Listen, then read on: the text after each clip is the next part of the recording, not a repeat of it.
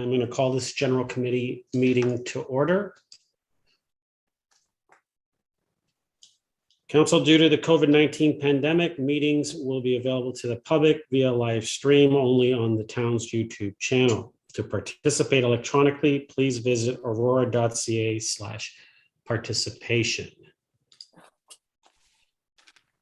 We'd like to start by acknowledging that the land on which we live and work is the traditional territory of the Wendat, the Haudenosaunee, and the Anishinaabe peoples, whose presence here continues to this day. Aurora is part of the treaty lands of the Mississaugas of the Credit and the Williams Treaties First Nations. We acknowledge and thank them for sharing this land with us. A shared understanding of how the rich cultural heritage that has existed for centuries and of how our collective past brought us to where we are today will help us walk together into a better future.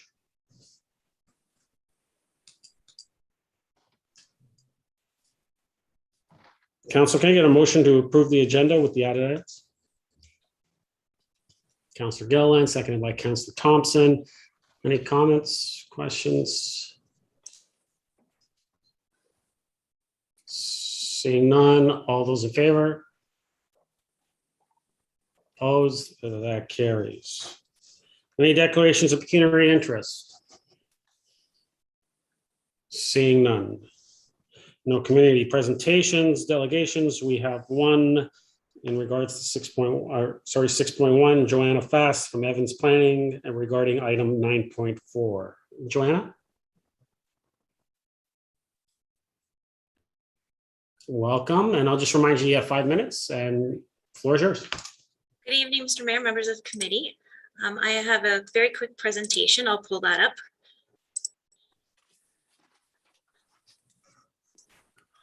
Okay, so I'm acting on behalf of LMB Aurora Inc. My name is Joanna Fast. I'm from Evans Planning. The site is at the northeast corner of John West Way and Wellington Street East. The staff report recommends the approval of the 6-story building. It's a market rental apartment building. We've diligently worked with staff, the region, the town's design review panel, and the Arboretum, as well as the LSRCA. And we think that we've done a good job creating an attractive design at this gateway location within an MTSA area. We're very pleased with what we've come up with, and we think that it'll be a very attractive development. We have a green roof, a well-designed rooftop amenity area, a beautiful urban square at the corner, and both the region and town staff have commented on that it's higher than their usual standard requirements. This is just an aerial view of the site plan to see how it's laid out. I know that there's no other delegations, so I'm going to keep my presentation brief. Lastly, the OP permits a 5-story building with a bonus 6-story through the provision of community benefits. We're proposing a 6-story building and have agreed to provide trail improvements in 3 sections of the Tom Jones Trail, shown on this slide. We'll be making the trail more accessible by eliminating steeply graded areas. We'll also be repaving and regrading sections, and we'll be repairing a washed out section, or a section that gets washed out regularly underneath the bridge. We'll also be contributing to improvements to the historic Putch House across the street and providing further cash payments towards other community benefits in the area. We're extremely proud of this development, and we hope that the committee is excited for this development to move forward. So I ask that the committee move the recommendation of staff and approve the proposed development in principle this evening.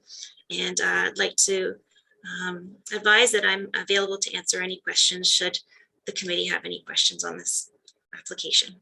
Thank you. Thank you, Joanna. Council, first, can I get a motion to receive and refer to item 9.4? Councillor Gilliland, second. Councillor Thompson, any comments or questions for the delegate? Councillor Gallo? Thank you and welcome. Just one quick one. Have you ever considered ground floor retail on this development? Joanna?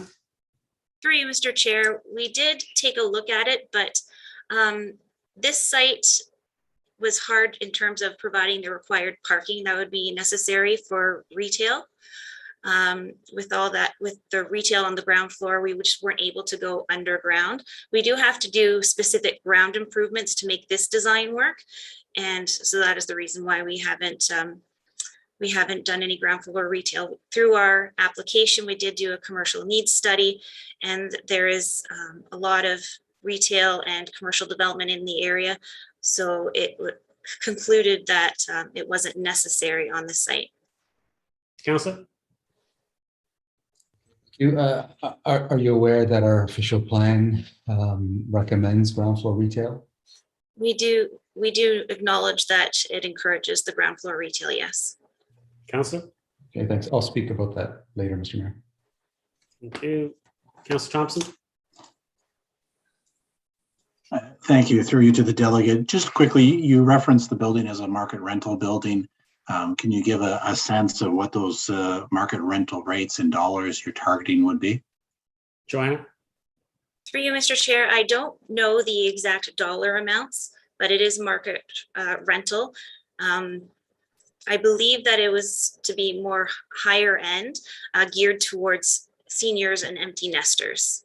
That's the model that this developer has for other sites in other municipalities. I'm not looking for exact numbers or to hold to it today, but just sort of an approximation to give a sense of what the market rates are. Are you familiar with them? I'm sorry, I'm not. Okay. Any other comments? Seeing none, I'll call a vote. All those in favor? Opposed? That carries. Joanna, thank you very much. Thanks. Council, we will move to the consent agenda. We have 3 items. Someone like to approve 7.1 to 7.3? Proceed. Councilor Thompson? I just had a comment with regards to 7.1. 7.1. Okay. All right, go ahead. So just really, as a reminder, I mean, it's great that the report's here, but at the same time, the reports are not just for members of council, but for their public as well. And so I think we should always look to have as much plain language within the reports as possible. And I look to the tables, and the tables are labeled as a summary of 357 adjustments and a summary of 358 adjustments. And some people may not know that that's actually a reference to the section within the Act, and not in reference to how many adjustments were being made. So just want to mention to staff, just when we're putting these reports together, be mindful that these are being read by the public. And while I'm sure staff, when they see 357 and 358, they immediately know what that's in reference to, the public doesn't always. So let's try and keep the language plain and keep a mindset that these are also for the public. Thank you. Can I get a motion to receive the consent agenda, all items on the consent agenda? Moved by Councilor Thompson, second by Councilor Kim. Is there any other comments, questions? Councilor Gardner, were you going to second it, or did you want to just have a comment or a question? Excuse me, Mr. Mayor, are we going to be asking staff questions now? Or are we doing? We're on the consent agenda. Oh, I'm sorry. 7.1, 7.2, and 7.3. No, I have no questions. Thank you. Thank you. Seeing no other questions, I'll call the vote. All those in favor? Opposed? That carries. Move to number 8, which is advisory committee meeting minutes. We have 3 items in there. Would someone like to move receipt of the 3 items? Moved by Councilor Gallo, seconded by Councilor Kim. Does anyone have any comments, questions on any of those items? All right. Call the vote. All those in favor? Opposed? That carries.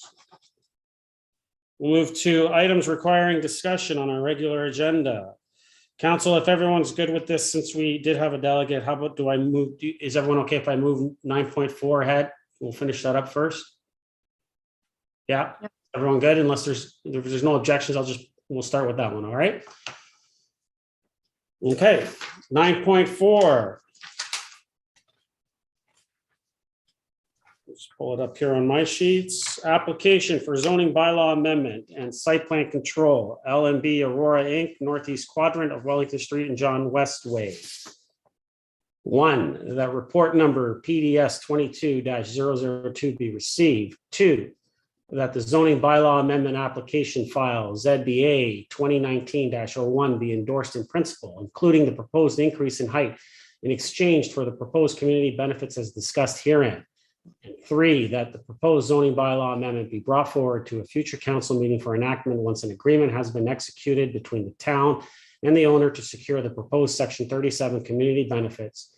And 4, that site plan application file SP 2020-05 be approved in principle to permit the development of a 6-story residential apartment building with 150 units. And 5, that servicing allocation be allocated to service development with 150 apartment units. Someone like to move the recommendation? Councillor Ken, anyone want to second that? Councillor Thompson? Comments or questions? Councillor Gardner? Thank you, Mr. Mayor. Can you hear me okay? Absolutely. Thank you.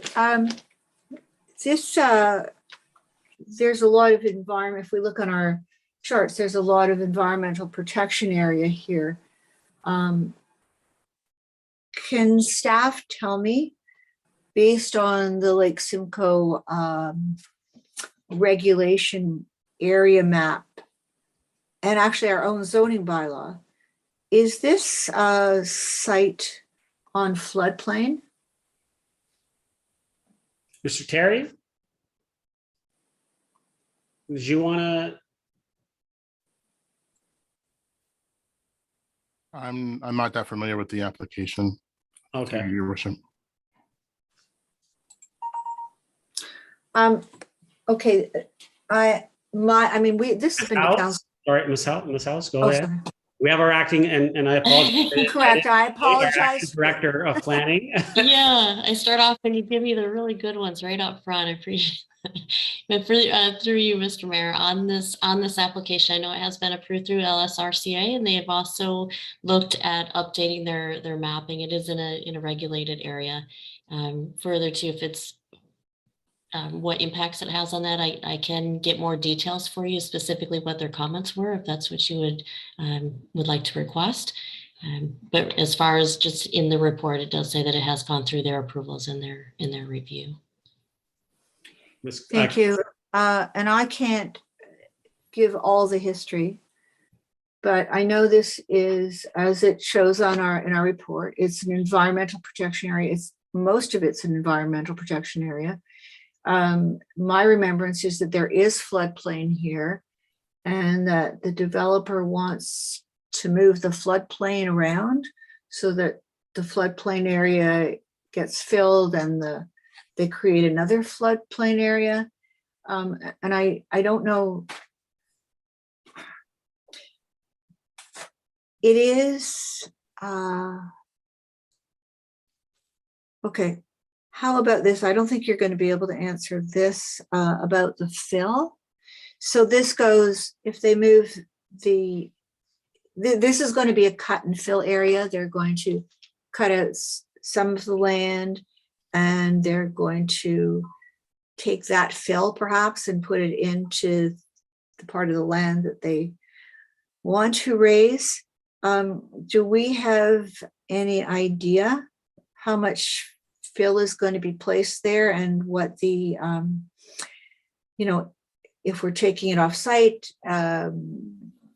how it potentially could affect future flooding, although you said that the Conservation Authority has approved it. But actually their floodplain maps have not been updated at all for Aurora. So hopefully that will be done in the future. Would you have any idea about the fill, about the cut and fill? Ms. House? Through you, Mr. Mayor, I do not at this time know how much fill or how it'll be managed, but I have noted the question and can get back to council on that. Thank you. And just to note that Lake Simcoe does not permit, or actually it prohibits, large fill placement in regulated areas, in particular areas that are susceptible to flooding, which I believe this area is. Thank you. Sorry, Ms. House, I feel like I'm putting you in a difficult position, which you're already in. So I'm adding to it. But the other thing would be, I can't tell from the maps how much of the environmental protection land will be developed. This is a very large building. Certainly much larger than the first iteration many years ago. It doesn't show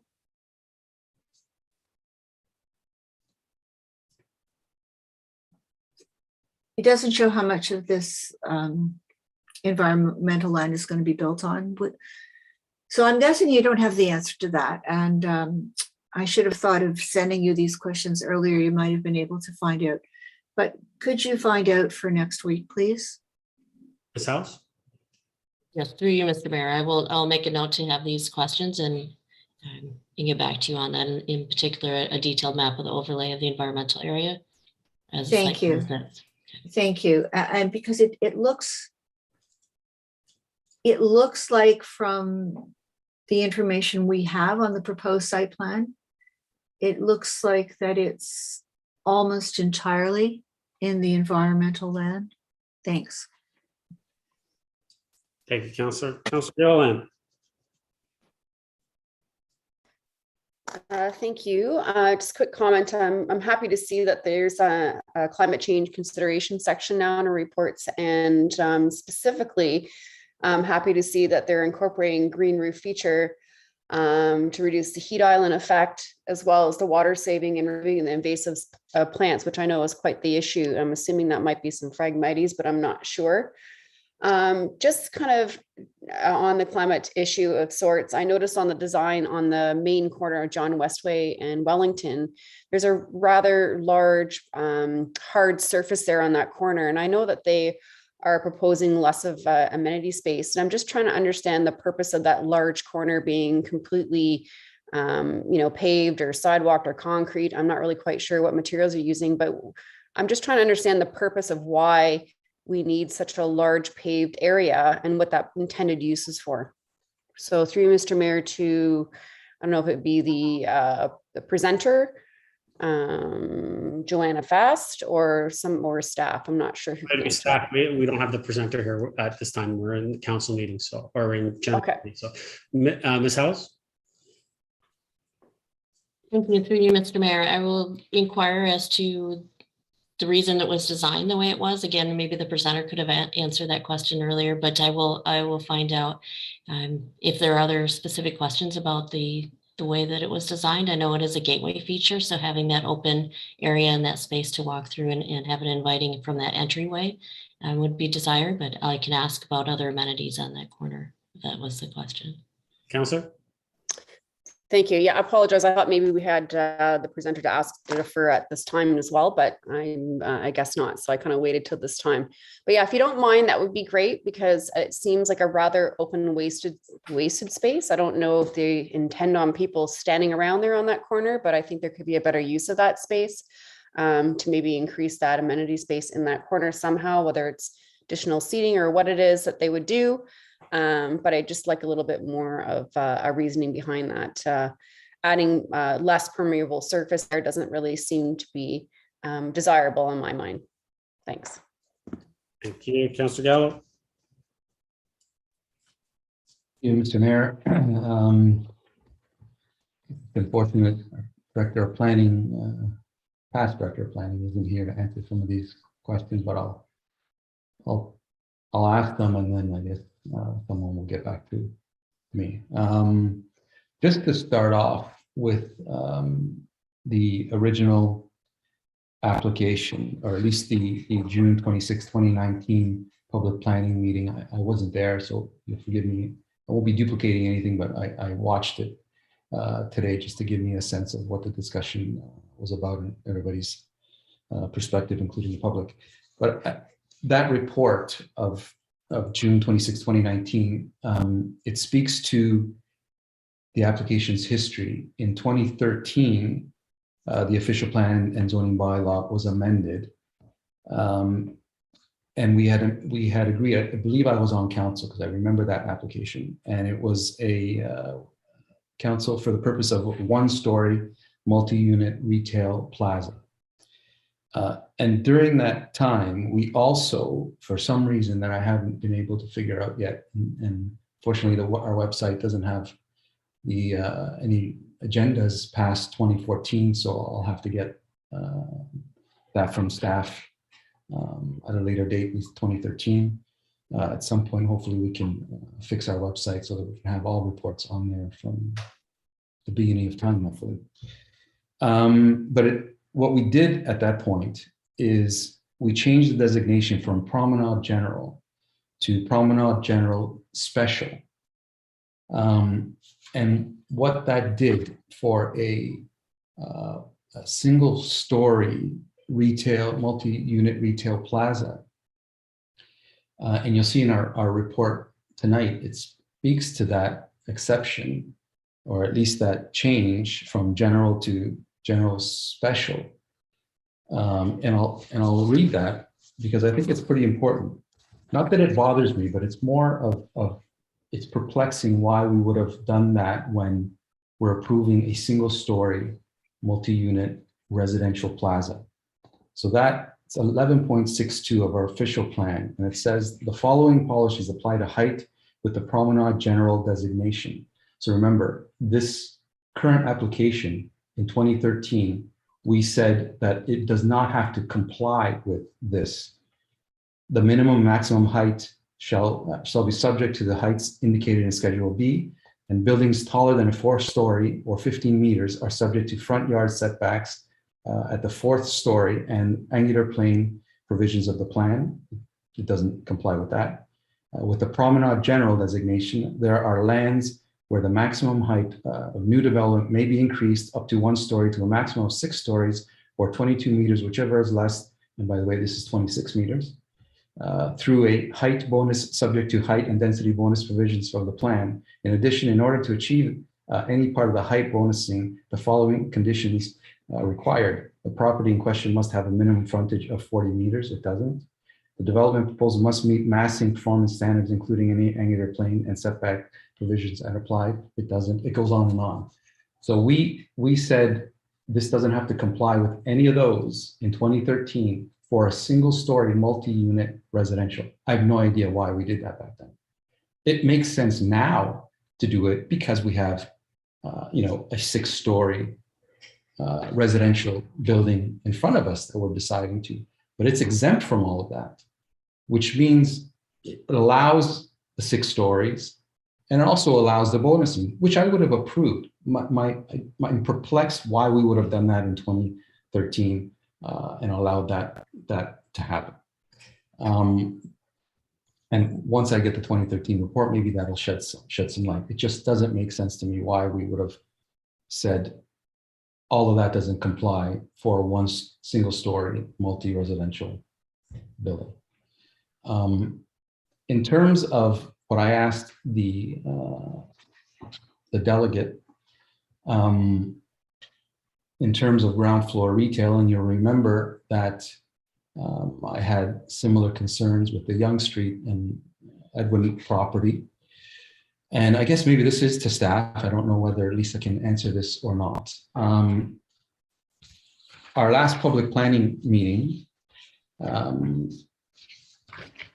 the report spoke to ground floor retail, and it says, further, a mixed use is encouraged to provide high activity to an animated and streetscape, such as retail and restaurants at grade with offices and retail uses on second floors. It goes on and on. We know what it said back then.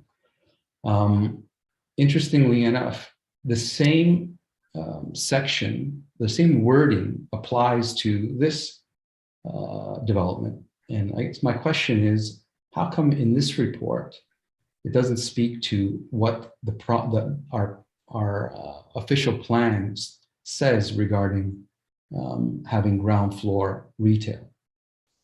what it does say is on page 4 of 16 or page 208 of our report on tonight's agenda. It says, while the new development will be mostly residential in use, convenience retail, as well as restaurant, entertainment, and cultural venues will continue to be provided within the vicinity. And it's interesting, the last report that we had in 2019, the public planning report, that those last 3 words, within the vicinity, were not there. And it makes a big difference. There's a difference when you say restaurants, entertainment, cultural venues, and retail will be provided within the vicinity. If it stops at provided, will be provided, it means it needs to be provided in that building. And interestingly enough, that's the wording in our official plan. Within the vicinity was added in our report. And it gives the impression that there's a big difference between the two. It gives the impression that within that area, you can have retail, restaurants, and cultural venues. That's not what our official plan says. The wording stops at continues to be provided.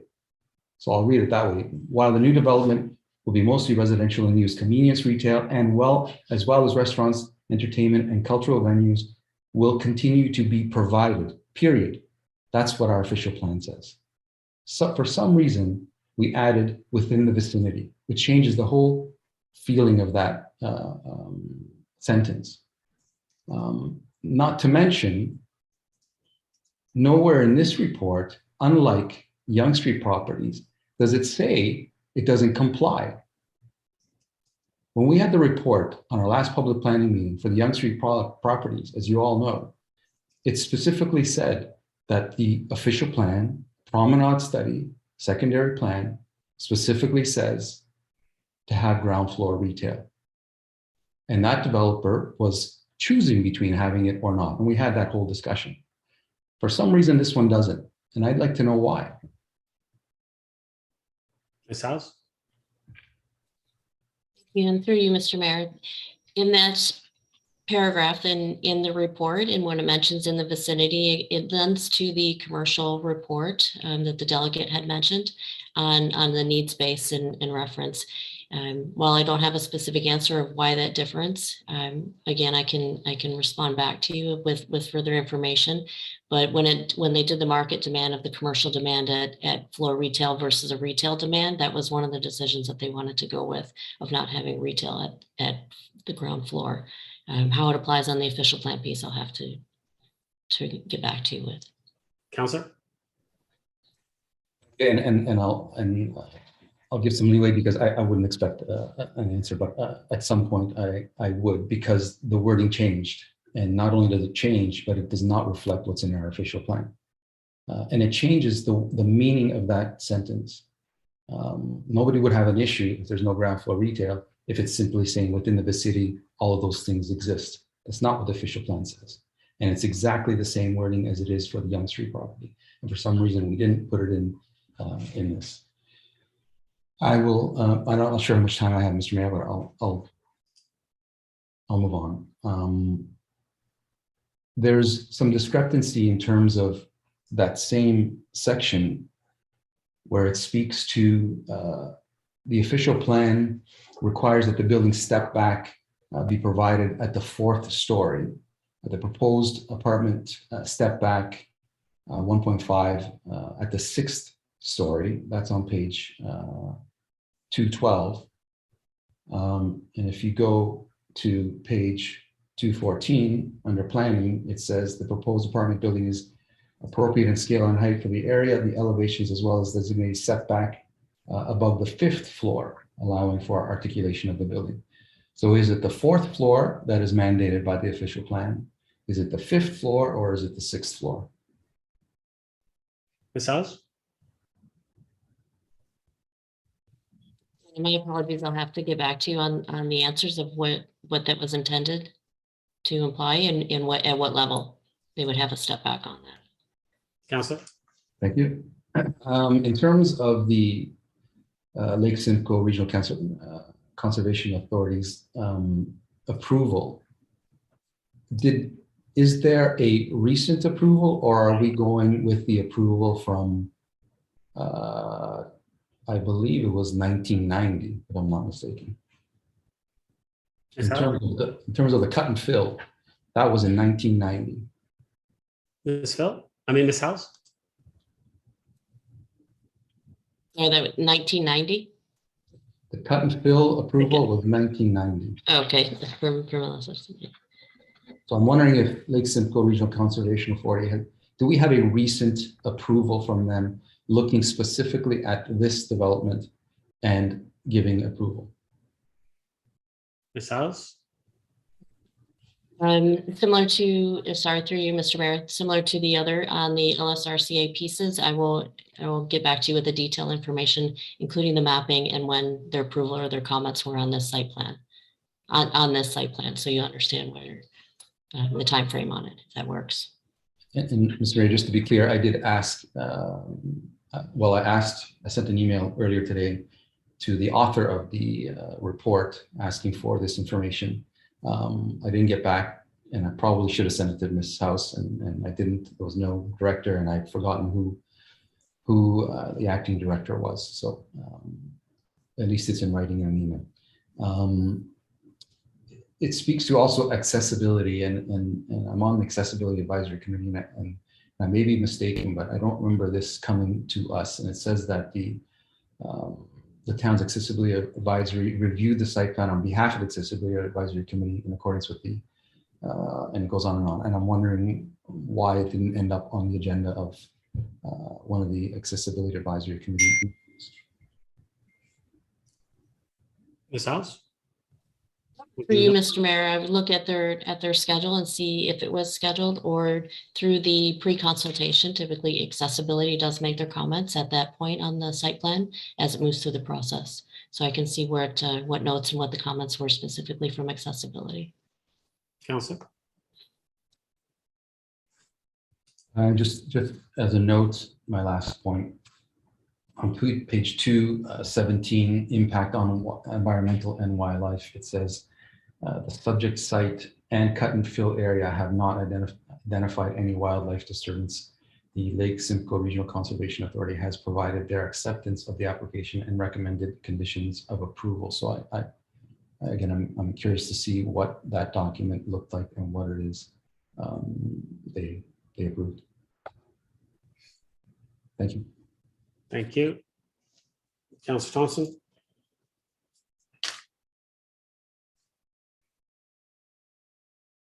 You're on mute, Councilor.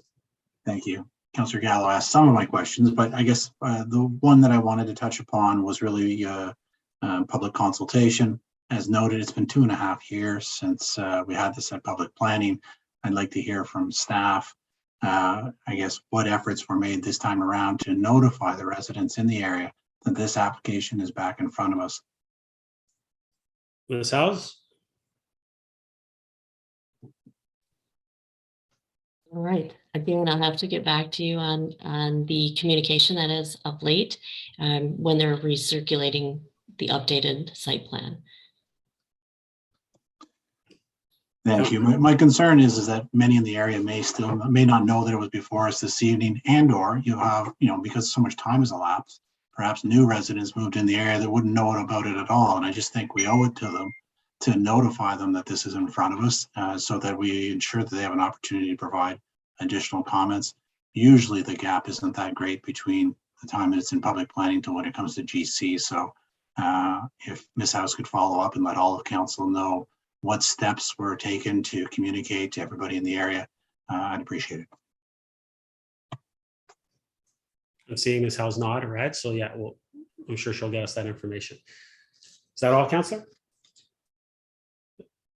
Councillor Humphries? You're on mute. Still can't hear you, Councillor.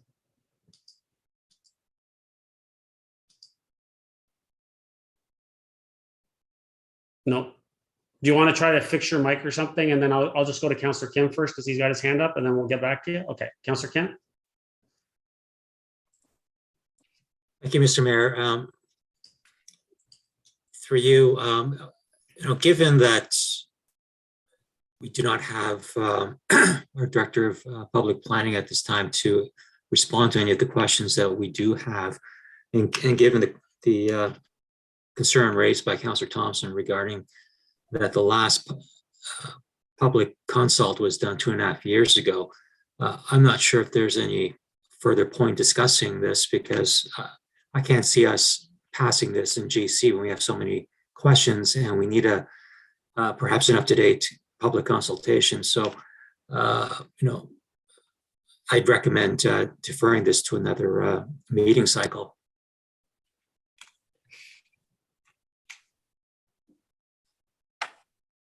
Sure. Someone want to second that deferral? Councillor Gardner? Is that for a second? Is that the seconded? Thank you. Any comments or questions on the deferral? Councillor Gallo? I'd be supportive of the deferral.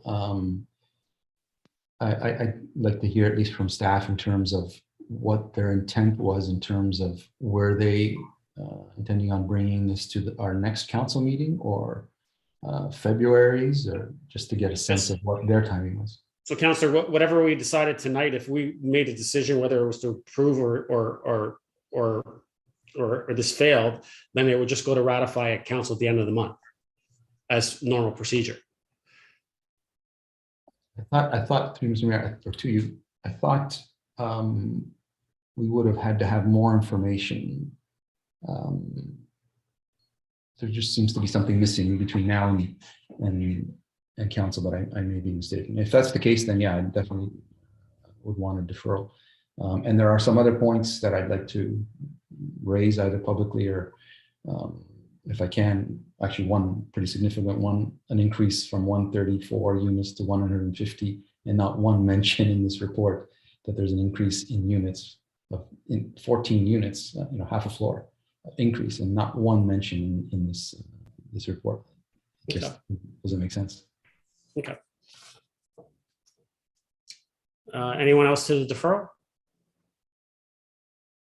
Councillor Gilliland, to the deferral? Thank you. Yeah, I would support the deferral. Obviously, there's a lot of unanswered questions, and considering we don't have our Director of Planning, we can't get those answers between now and council. But I do think it's an opportunity. I think Councillor Humphreys has some additional questions as well, and I think it would help Ms. Howes to get prepared for that additional deferral that we're speaking of. I'm not so sure what the process is, but I'm happy to support the deferral. But I'd like to hear what maybe other council members have to say in the interim with the original motion on the floor. Unfortunately, we have a motion to defer at this point, so we can't go backwards. So we're speaking to the deferral.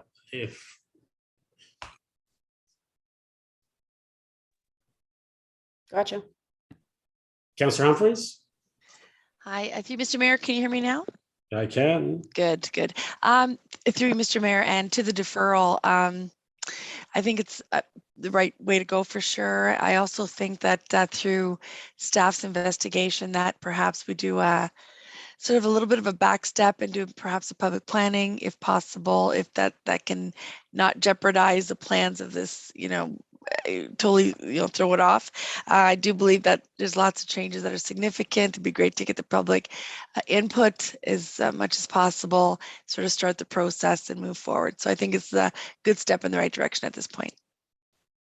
Thank you. Any other comments, questions to the deferral? Councillor Gardner, to the deferral.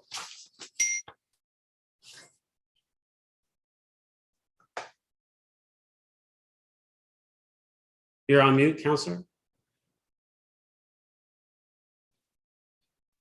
The question is to the staff, could this be deferred to a public planning meeting?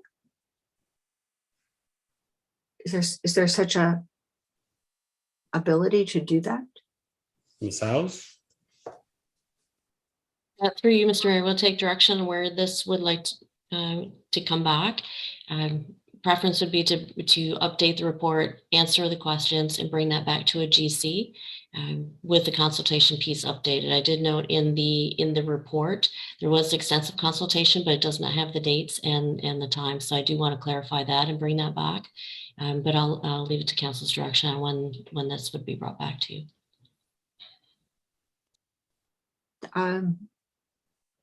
Thank you, Mr. Mayor. The point what I was trying to explore is that this has gone through so many iterations from that single floor, pretty basic plaza to this.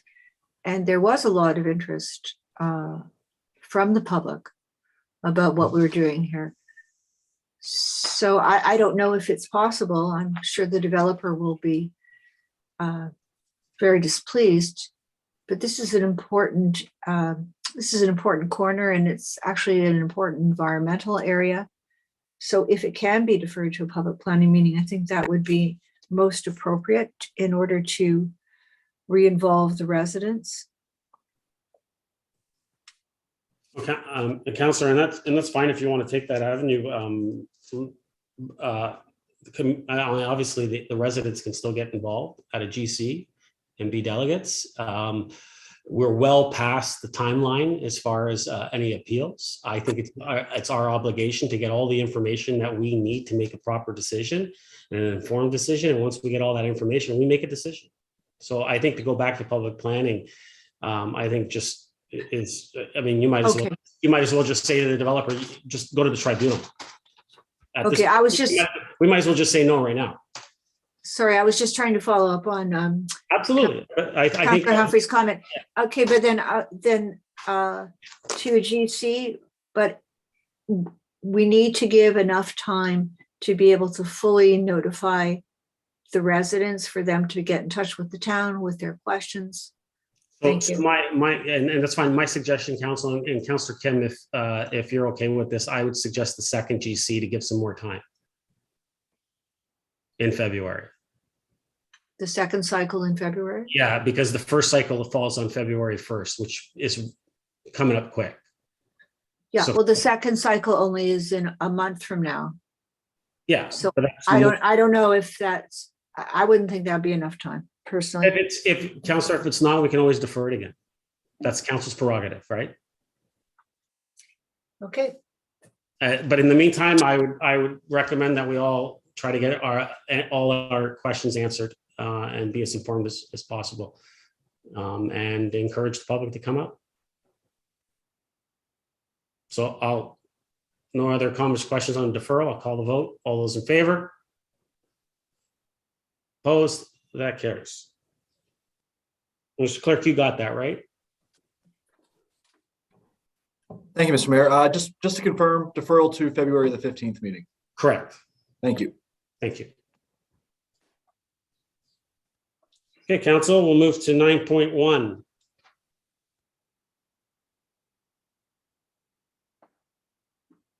Nine point one is procurement modernization, proposed new policy. Recommendation is that report number FIN 22-001 be received. 2, that the procurement policy and attachment 1 be approved. And 3, that staff be directed to develop a new procurement bylaw based on this policy to be enacted at a future, and I apologize, future council meeting. Someone like to move the recommendation? Councillor Gilliland, seconded by Councillor Humphreys. Comments or questions on this item? Councillor Gardner, then Councillor Gilliland. Councillor Gardner, go ahead. thank you. It is a good report. Is Ms. Wainwright Van Kessel here? Yes, she is. Thank you. So just, I'm looking at table 2. Oh, Councillor, I apologize. There's a presentation. I see that. I was wondering. That's what I was wondering. I was wondering why everyone was looking so quick. There is. That's what I was gonna. Yeah, there's a presentation. Thank you, Mr. Mayor. So I'm going to hold off on the questions. We'll go back. We still have the mover and the seconder, which is fine. So we'll go with the presentation. We have a presentation by Ms. Wainwright Van Kessel, Director of Finance. Ms. Wainwright Van Kessel, go ahead. Okay, thank you, Mr. Mayor. I was just about to text you saying I have a presentation ready. Go ahead. Okay, here we go. Okay, you should be able to see my screen. Yes. All right, so thank you everyone for joining us. I'm here to give the presentation. I also have my consultant here, Mr. Emanuele, to help support with questions at the end of the presentation. This new procurement policy will set the foundation for changes that we plan to come to improve the procurement process at the town of Aurora. So we're going to jump right in with the numbers.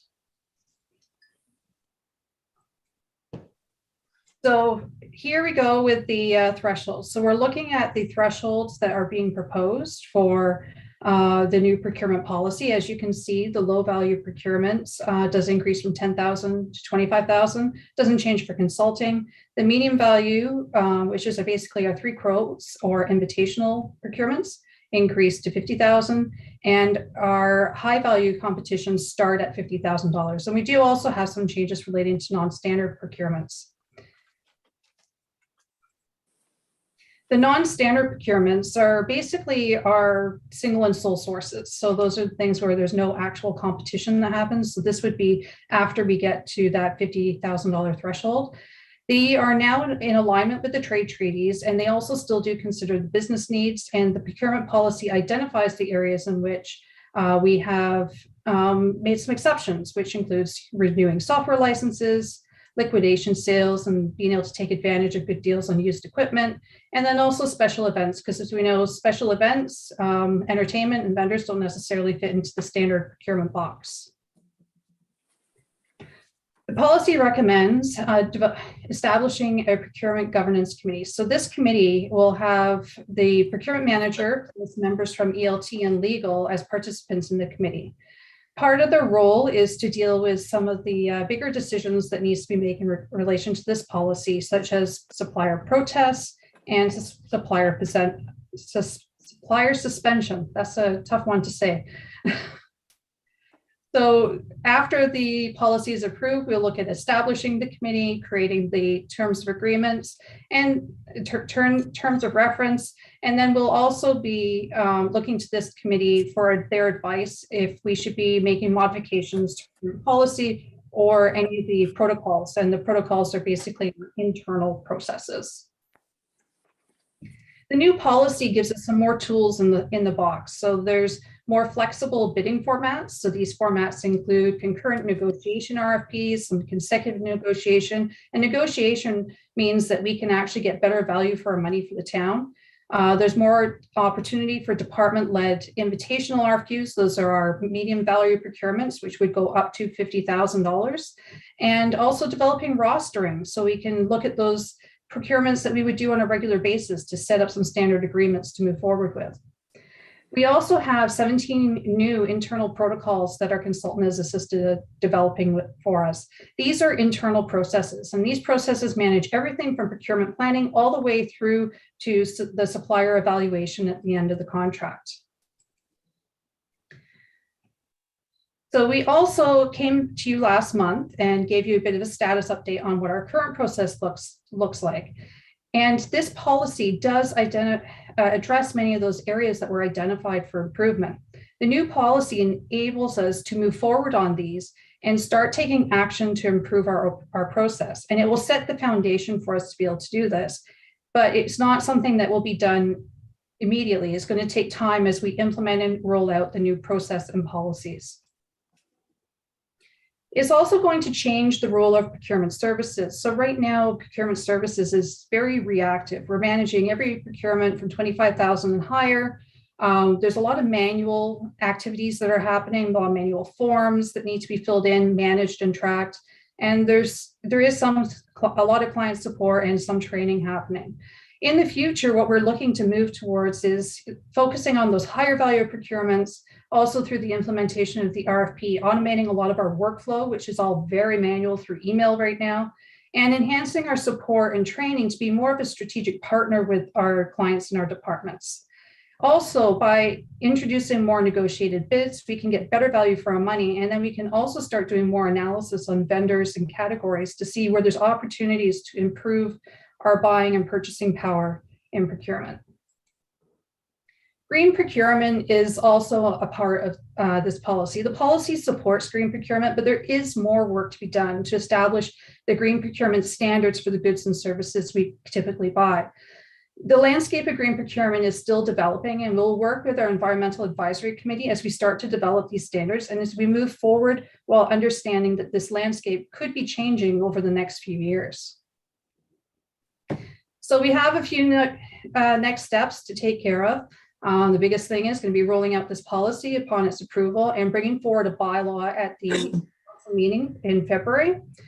We will also then be looking at rolling out the training and moving full steam ahead with the policy and the new bylaw. And then in June, we'll come back with a report on our progress as to where we're at that time. Automation is a big piece of this too. A lot of that will come through the ERP, but after we've implemented the ERP, we will also be looking at contract managing, reporting, so we can enable our contract managers to be able to manage the contracts more effectively, and also explore if there's other options for procurement systems that can assist in developing bids. Green procurement is going to take a lot of effort in the next few years. We're going to be looking at options to explore to help us establishing some of these standards, and also start developing those green procurement standards and expand this as we go into more procurement categories. So thank you for the opportunity to present this. I am happy to answer any questions, and Mr. Manueli is here too to assist. Thank you, Ms. Wainwright Van Kessel. So Councilor Gardner, we have a motion on the floor, so you're first up. To the presentation or to the report? Thank you. Well, first of all, I'm not in favor of the taking the non-standard. Sorry, this is on page 5. Non-standard procurements include purchases or procurements we historically have referred to as single source. To take that threshold from $100,000 to $250,000 with the approval of the CAO, I think we need much more oversight on that. Is there a response from staff, or shall I just leave it as comment? Ms. Wainwright Van Kessel? Through you, Mr. Mayor. So we found that actually in the last year, we've had very few of those non-standard procurements, the single sole sources that have come to council. Those are anything that would have been over 100,000 in the last year or so. And as you remember, there was a couple relating to IT not too long ago. And the other ones were actually very significant ones. They were large ones that would still come with this threshold. There is some risk associated with non-standard procurements, but they have to fit within the categories that's defined within the policy.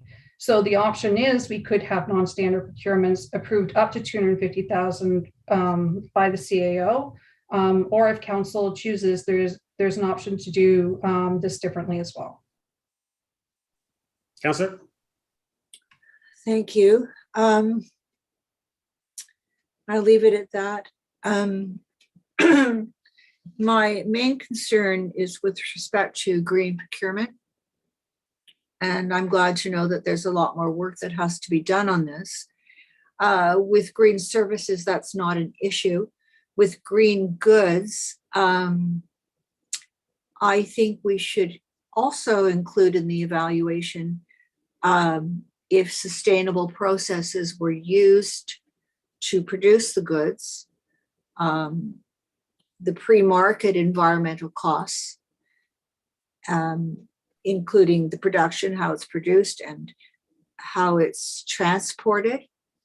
I think that's the other side of the coin, and I think that's a very important issue. The other area, it's not included here, and green isn't it, but how could we ensure that the products that we are buying, the services, have sound policies with respect to diversity and inclusion and the whole non-Muslim, non-racist, non-homophobic. These are the histories of the companies that have produced them. And I know this is difficult, but I think we should be thinking about these things as well. So the pre-market, sustainable or non-sustainable practices, and the being able to look at the companies that we're buying from and see what their history is on certainly human rights. Ms. So- Wainwright. Through you, Mr. Mayor, so that is actually addressed as part of the policy under Schedule E, which is the supplier code of conduct. Aha. So that covers those items along with many other areas where we have expectations for the manner in which we expect our suppliers to behave. Councillor? Thank you. I missed that. So if I want to look at that, where exactly would I find Schedule E? Ms. Wainwright. Through you, Mr. Mayor, it's on attachment 1. Schedule E starts on page 31 of attachment 1. Thank you very much. And could I have a comment on what I was saying about the pre-market environmental costs? Ms. Wainwright. Through you, Mr. Mayor. So that comes down to the actual standards and specifications of when an RFP or an RFT is issued. So that's part of the procurement work we still need to do in green procurement, is establishing what those standards are. So then it could be a requirement as part of the actual specifications, or we could identify as part of the evaluation process. Thank you. And, you know, I know that we're going towards electric batteries, electric cars, but you may recall, I think Councillor Kim also was aware of this. When these rare earth minerals are mined, they can take a lot of energy, but they also have the unfortunate possibility of polluting the water, which hurts the crops, child labor, et cetera, et cetera. So I know that I've lost the battle with respect to electric batteries, but I think that these are important things to consider with respect to other products that we provide or purchase. Thank you. Thank you. Councillor Gilliland and Councillor Gallo. Thank you. Through Mr. Mayor to Ms. Wainwright Bencastle. Thank you for the presentation, and I'm happy to hear about the green initiative on the procurement. And just following up on a couple comments, within the advisory committee review, I do remember when we had talked about the climate lens, and within that, and just in your minutes here, it says bid document language about Aurora's commitment to climate change objectives and consider total cost of ownership as an option for evaluating price on a bid as part of the procurement modernization. And I think that's a really great line. I'm just curious as to maybe why some of that meat was not included in the presentation today. I know there's a lot more work to be done, but just to kind of give us an idea of maybe some of the things we should be looking for now, just having that preliminary information. Ms. Wainwright Van Kessel. Through you, Mr. Mayor. So this policy is quite comprehensive. So it was a bit difficult to figure out what to put into the 10-minute presentation that we have. But it is a good point to raise, Councillor Gilliland. There is a lot of opportunity here from a climate change considerations and looking at how we do procurements in the future. And that's why, as we move forward, we want to make sure that we continue to engage the Environmental Advisory Committee on the standards that we set for green procurement in the future for different types of products we purchase. Councillor. Thank you, through Mr. Mayor. And I appreciate that. And hopefully I'd like to see this kind of move quicker, maybe than put on the back burner. I know that it is comprehensive, and I appreciate all the hard work involved in that. And it is a lens that's completely different. I would just like to see this pushed forward sooner than later. That's just my comments on that. Another question I had was just on the flexibility of bidding.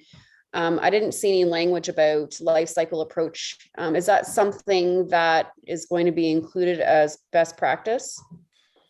Ms. Wainwright Van Kessel. Through you, Mr. Mayor, can you expand upon what you're specifically asking? I think you're talking about the evaluation total life cycle cost, but I'm not sure. Councillor.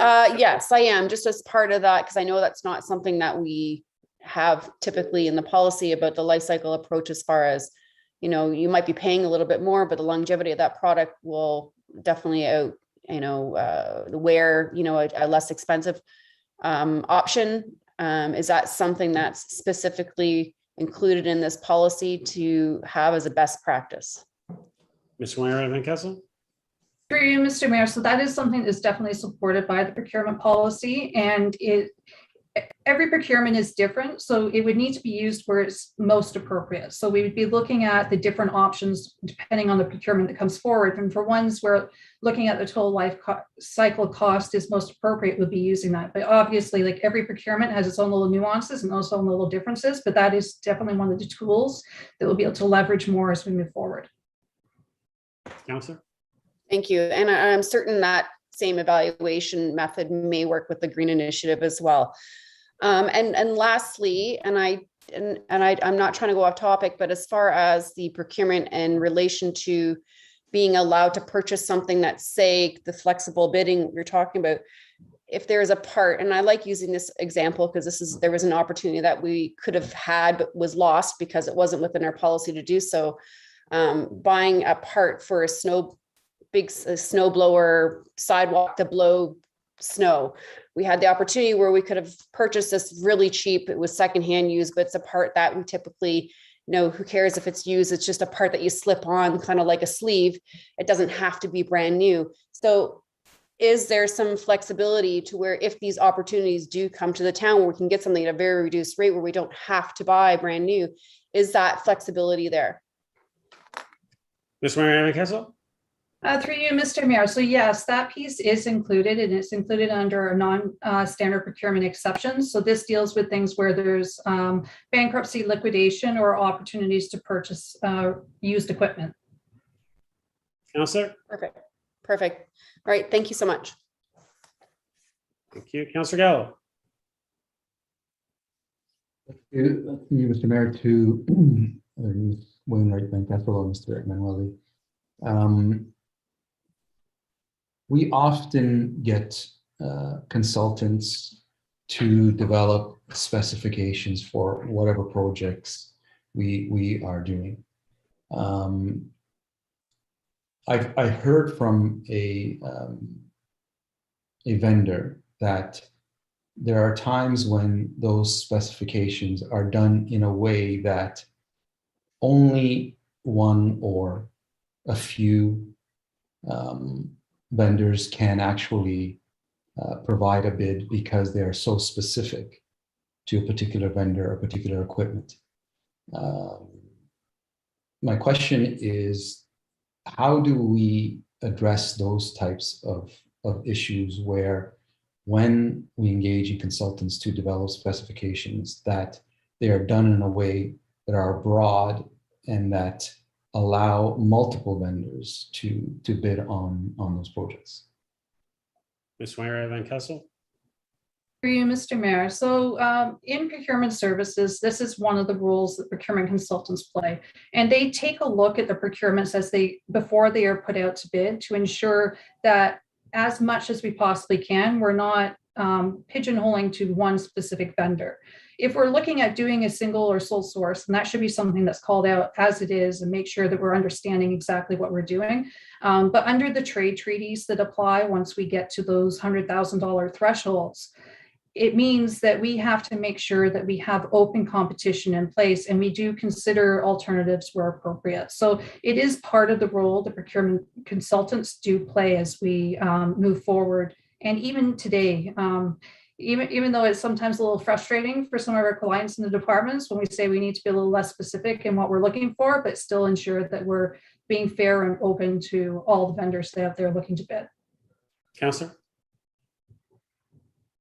Yeah, I mean, I'm bringing it up simply because someone did approach me and they didn't want to be identified because you end up being blacklisted when you mention these kind of things. But I just wanted to bring it to your attention that it has happened, and if there's something in our processes it sounds like there is, to mitigate that, I think it's very much appropriate. The other 99% of this, I'm in support of, and I agree, and there's a lot of really good things in this. There's one thing, and Councillor Gardner mentioned it, and sort of Councillor Gilliland too, and that is, shouldn't be any surprise to anyone, the non-standard or the single source. I always want those reports on the public agenda. In my 10 years, I've reviewed them all because I just find that those are the ones that are, there's some gray area there, and I like to pay close attention to them. In the presentation, you had mentioned liquidation sales and buying things new, and Councilor Gilliland had mentioned that. I may be wrong, but in my 10 years here, I don't remember ever us purchasing anything from a liquidation or used. I think it's possible, and it's something that we should do if we can. I don't think it's a practice that we've ever taken advantage of. The other areas are, proprietary things like water meters, which make sense. You want to be consistent. Software, as you mentioned, you want to be consistent. So the report before us suggests at least the consultant's recommendation is to increase from $100,000 to $1 million with the approval from the Procurement Governance Committee. Staff is recommending from $100,000 to $250,000 and approval at the CAO office. I'd like to do a hybrid of that, Mr. Mayor, through you. I'd like to make an amendment that we do a mixture of both of those. I have no problems pushing it up to $250,000, but I think it's entirely appropriate to use the recommendation from the consultant to have that go through approval from the Procurement Governance Committee. I think that's a good compromise to allowing larger ticket items to go through. They don't have to come to council, but there's a second set of eyes, and I'm sure the CEO will be reviewing these things anyway in the course of business, but it would be the approval through the Procurement Governance Committee, which is comprised of staff anyway. So I'd like to put that on the floor, Mr. Mayor. Seconder. Councilor Kim. Comments or questions to the amendment? I actually would like to hear from staff if they're okay with that, if they have any issues with it. Yeah. Sure, Ms. Wainwright Van Kessel. Through you, Mr. Mayor. So specifically to the non-standard procurements, where the recommendation is still to stay at 250,000, but it go through Procurement Governance Committee. We are fine with taking that approach as well. It does provide some oversight, and it does mitigate some of the risk of doing these non-standard procurements. So if council wishes to proceed that way, then we are happy to do that. Council. Okay, Councilor Thompson, to the amendment. Speaking to the amendment, I guess, if the amendment passes in terms of direction towards staff, would this mean then that the threshold for up to 100,000 would stay in place where the CAO has authorization for anything down under 100,000? But if it was between that mark of 100,000 and 250, it would then go to the Procurement Committee, or are we taking away what the CAO already has authority for now? Just to get clarification on that from Mrs. Wainwright Van Kessel. Ms. Wainwright Van Kessel. Through you, Mr. Mayor. So what the recommendation is in the report is anything up to 250,000 would go to the Procurement Governance Committee. So non-standard procurements are procurements that should have competition, but do not. So that would be anything that would be $25,000 and higher would then go to the Procurement Governance Committee. We could stage that if we wanted to, and then have it up to 100,000 with the CAO, and then from 100,000 to 250 with Procurement Governance Committee, if that's a recommendation of council. Councilor. So what is the standard today? Ms. Wainwright Van Kessel. The standard today is the CAO can sign up to the 100,000. Councilor. Thank you. My preference is to maintain what we currently have in place, and that then you tier it, and then that second stage between 100 and 250 would go to the Procurement Governance Committee as suggested by Councillor Gallo. Thank you. Any other comments or questions to the amendment? Councillor Gallo, did you want to take that into consideration, or do you want to just leave it as is? Mr. Mayor, I don't have a problem with that. That's the way it's been up to now. My issue was from 100,000 to to 250. In fact, the million, which was recommended by the consultant. Okay, so I'm fine with up to 100,000 CAO. From 100 to 250 goes to the Procurement Governance Committee. okay, so we'll do that. The approval of non-standard procurements between 100 and 250,000 be delegated to the Procurement Governance Committee. Does that work? I'm okay with that. Okay, seconder is okay with that? Okay, and Ms. Wainwright, I'm assuming that would speak to exactly what Councillor Thompson mentioned? Okay, thank you. Councillor Thompson, you good with that? Good, okay. Anything else to the amendment? Call the vote. All those in favor of the amendment? Opposed, that carries. Back to the main motion as amended. Councillor Gallo, you still have the floor? Just going quickly through, see if I have any other notes. I believe that was it. Okay. Councillor Thompson? Thank you. Through to Mrs. Wainwright Van Kessel. When this first came to us with the consultant's report, they provided us with a report card and looked at the various avenues and touched upon not just the recommendations, but also their observations, and provided a scoring system associated with those various levels. And you've touched upon it in your presentation, and you've also touched upon it within the report to indicate that many of those recommendations have been addressed and are being included in this new policy. But when I hear many, I don't hear all. And so I guess through you, Mr. Mayor, to Mrs. Wainwright Van Kessel, are there some recommendations that the consultants made in their report that we are not going to adopt? I know there's some of them on the innovation level that you said will be taken care of in the future or as we roll this out and expand upon it. But I just want to know if there's anything that they've recommended that we've chosen not to adopt. Ms. Wainwright Van Kessel? Through you, Mr. Mayor, no, it's not that we haven't chosen anything not to adopt. What we are saying is that this is the first step. This sets the foundation for us to be able to improve everything else. And obviously some of those innovation pieces are going to come through as separate projects. Councillor? Thank you. That's good to hear. And my second piece to that really is around the scoring, where if you go back to the November 30th report, it identified 13 scores of inadequate. And I just want to make sure and have some comfort that the changes that we are putting in place today for the policy going forward will address all of those scores. And so should we go through this process again and be graded, that we would no longer have any inadequate scores. Ms. Wainwright Van Kessel?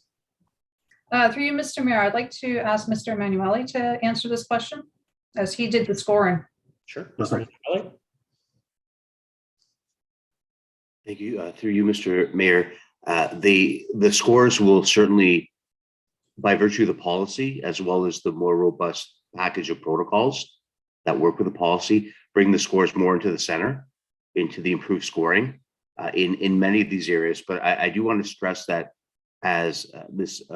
Wainwright Van Kessel mentioned, training is a critical aspect of this. So the paperwork we've done, so to speak, to build the foundation is a necessary first step. But we can't just leave it at that. The training, the awareness of the usage of the new policies, procedures, formats, and so forth is a critical component to improve it even further. So yes, those scores will improve outside of those marginal areas, but to move more into the center will require an ongoing commitment to staff training. Councillor? Good. That's wonderful. I'm certainly supportive of all that training. And I guess that sort of leads into another question I had, really around the departmentalization of some of these functions where each department takes on a certain aspect of it. And I just want to make sure that there are some checks and balances within place to ensure that, there's a consistent approach. There is that standardization. We've seen over the years, at least I've seen as well, that sometimes departments handle things differently. And I'll use communications as an example that, when we, communications will do things one way, but we've seen other departments communicate in a different way. And I just want to make sure in this case that they're either through the committee itself or through oversight from yourself and the procurement office, that there are checks and balances in there to make sure that the departments are treating each situation in a consistent and standardized approach.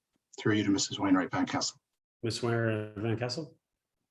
Through you, Mr. Mayor. So yes, there are a number of things that are going to be in place, especially to make sure that happens. Obviously, the training and the education and awareness by the members of Team Aurora that are in other departments is a key piece of that. So training is going to be an important part as we move forward. The other piece is we're going to be looking at automating a lot of workflow to make sure that things are simpler and easier to do, but also more robust because they're going through an automated process. And we're hoping to automate that through our ERP project. And then also, we do have an audit in place. We do audit procurement on a periodic basis, and we look for these things to make sure that things are being done in accordance with the procurement policy. And part of our procurement policy addresses non-compliance as well. So we can make sure that we're aware of what non-compliance is out there, what the reasons for it, and how we can manage and mitigate it. Councillor? Thank you. Going back to the increase of thresholds from the 100 to 250 that we've now just amended, I wanted to know how many of these situations do we have on an annual basis? I know you provided a table which gave us a sense of all the open competition procurements, but in terms of these, the non-standard ones that fall between that $100,000 to $250,000 threshold, how many times does this come up in a year, or do you know? Through you to Mrs. Wainwright Van Kessel. Ms. Wainwright Van Kessel? Through you, Mr. Mayor. So there's not many. I think I asked my procurement manager recently, and usually maybe 1 to 2 a year at most, 4 over 100,000. So it's not a lot. I know the IT ones we did recently, those were piggybacking on existing VORs with the provincial government. And the other big ones that we did relating to water meters were for consistency. So part of the drive to modernize the policy is to make us more efficient, more effective. And so if there really is only 1 or 2 a year, what's the driving force behind increasing the threshold then from 100 to 250? Ms. Through you, Mr. Mayor. So part of this policy means that we'll be rolling out a lot of changes, and also, as I mentioned, doing some of that vendor and category analysis. So this is going to give us the opportunity to be more analytical and more strategic, and looking at other opportunities for leveraging procurements, whether it be VORs or coordinated procurements through our N6 partnership. So there could be some more opportunities for these. But in some of the situations where these are standard things, where we have justified that there has been a procurement process followed, then these are the opportunities we'll look at for streamlining as we move forward. Council?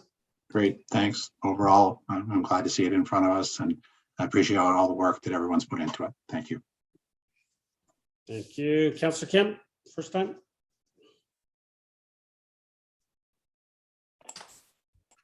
Thank you, Mr. Mayor. I appreciate the report. We've talked about procurement quite a bit over this term and in prior terms, and I'm certainly pleased with the recommendations. In the low and mid-value procurements, it says approvals based on a person's financial authority. So through you, Mr. Mayor, to Ms. Wainwright Van Kessel, can you give us an illustration of at what level is someone approved for 25,000, and what level is someone approved for 50,000? Ms. Wainwright Van Kessel? Through you, Mr. Mayor, so I do not have the financial authority registry in front of me, but it's set up on an individual basis based on the type of job that the person does. So I can speak specifically relating to finance. The financial authority within my team is for a manager is about $50,000 for initiating, but I have different financial authorities for when a purchase order or an invoice comes in that already has a purchase order, because I look at those things differently. If we've already made a commitment to purchase, I give them higher financial authority because the competition's already been done. Councillor? Thank you. And through you, Mr. Mayor, to Ms. Wainwright Van Kessel, when one of your managers approves something within his or her approval range, do they go to you first and advise you that they're making this decision, or do you know after the fact? Ms. Wainwright Van Kessel? Through you, Mr. Mayor, with my team, we have fairly open communication, so I'm usually very aware of what's happening. I can't speak to everyone's, but I'm assuring many of my counterparts are very similar, so we know what's happening and what things we're managing on moving forward with. The other piece is on financial authority. Right now, it is a manual process that we do check, but once we have the ERP system in place, it's going to be very rigorous, and it will be electronic signatures through a system. Councillor? Okay, great. You know, every time we talk about procurement process, the main discussion is really risk of less oversight versus the benefit of greater efficiencies, and you have to weigh those two perspectives and see is the benefit worth the risk, and I know it's already been brought to surface about oversight. So through you, Mr. Mayor, to Ms. Weinrich Van Kessel, would it be reasonable for council to ask, we've asked this before in other areas, maybe a semi-annual report for those, low and mid-level thresholds, just for accountability perspective, and just to put council at ease, at least in the first year or two. Is that too onerous, or is that a reasonable request to have a semi-annual report to put down those transactions for, as an FYI? Ms. Weinrich Van Kessel? Through you, Mr. Mayor. So that would be a significant number of transactions throughout the town. It'd be quite onerous, and it probably wouldn't provide you the benefit that you're looking for to mitigate risk. What we do have within the policy to mitigate risk is anything relating to a non-standard procurement. So as you know, we do our current quarterly procurement reports. Those identify when we've had any non-standard procurements and the reasons for those, who the vendor is and the amounts. We'll be continuing to do that process to make sure that we're keeping that transparency there. But if we start getting into some of those low values under $10,000, you're going to end up with every transaction that the town does. So it's a significant amount, and council should take comfort in the fact that we do get audited annually, and these things are looked at as part of our external audit. Councillor? Yes, thank you for that reminder. You're right, it is obviously in our annual report. So thank you very much, and that's all the questions I have. Thank you. Councillor Gardner, second time.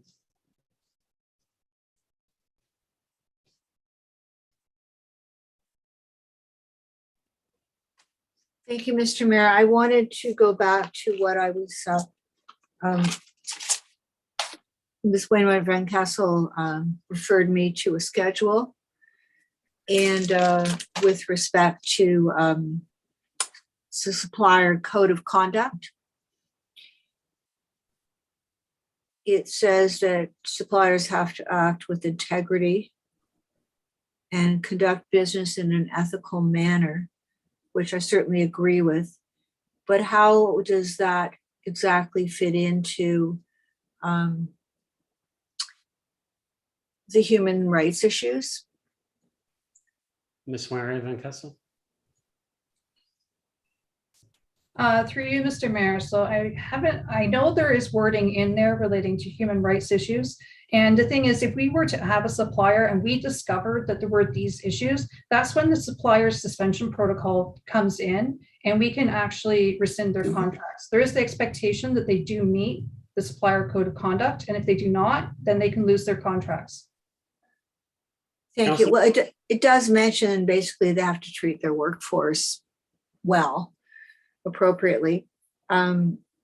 But I think that when we're doing a procurement policy, that part of our due diligence before we pick a company should be a check to see, what their business practice is with respect to human rights. So I would like that to be added into the supplier code of conduct, or into what we do before we actually choose a company, as opposed to us finding out later that perhaps we haven't picked the right company. I'd like that due diligence up front. Could I have a response on that? Ms. Wainwright Van Kessel? Through you, Mr. Mayor. So just make a comment and I'll ask if Mr. Manueli can also speak on this. Thank you. As part of the supplier code of conduct, there would be the expectation that they do meet these. If we were looking for specific checks to be put in place, that would be something that would fit under the protocols. It should be an internal process, not necessarily a policy item. The policy says that they must abide by these, and then our protocol say this is how we do it. Mr. Emanuele. So how could that become part of our internal process? Ms. Van Kessel. Through you, Mr. Mayor, we can add it to our protocols. We can make sure that it's included within them. And those Thank you. are. And I mean, with the internet, it's very easy to check these days if there would be a red flag or not. Thank you. Thank you. Any other comments or questions? Councillor Gallo, second time. To you, to Mr. Manueli, I just wanted to get a sense from him on my previous question about developing specifications and maybe have some other insight what other municipalities maybe do differently, or are you content with the current process? Mr. Emanuele. Through you, Mr. Mayor, thank you for the question. The initiating standard is entrenched very deeply in public procurement rules of requiring neutral specifications. It's one of the key pillars of open public procurement, the concept of reciprocal non-discrimination and fair treatment of different suppliers. Where the challenge arises, as the councillor has raised, is in the retention of subject matter experts who at times want to prejudge the competition by narrowing specifications. So your rules and policies are quite clear that that should not be done.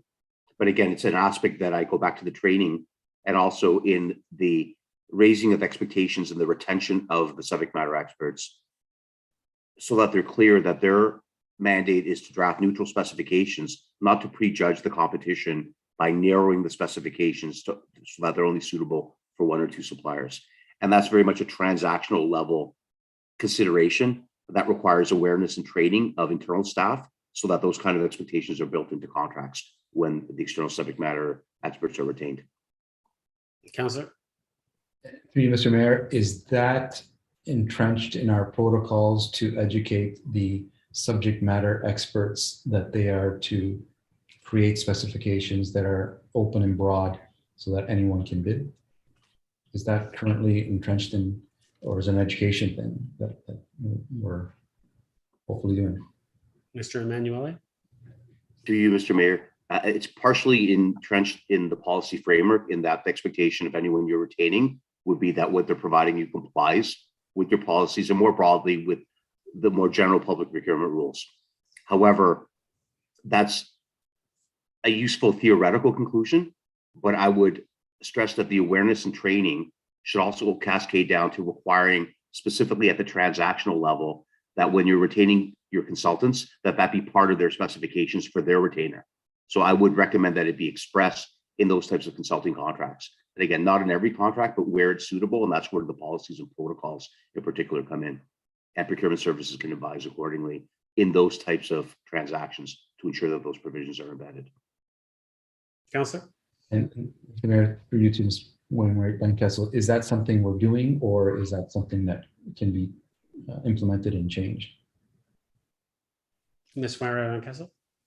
Through you, Mr. Mayor. So that is something we are actively doing and have been doing for some time. That is part of the role of the procurement consultant before any bid gets posted. And for example, with our RFP that we developed our specifications for the ERP system, for a new financial system, we made sure that the consultant that we contracted had no skin in the game. Essentially, they don't sell ERP systems, so they are actually a nonprofit organization, again, to make sure that we had that arm's length relationship and wouldn't be biased in any direction.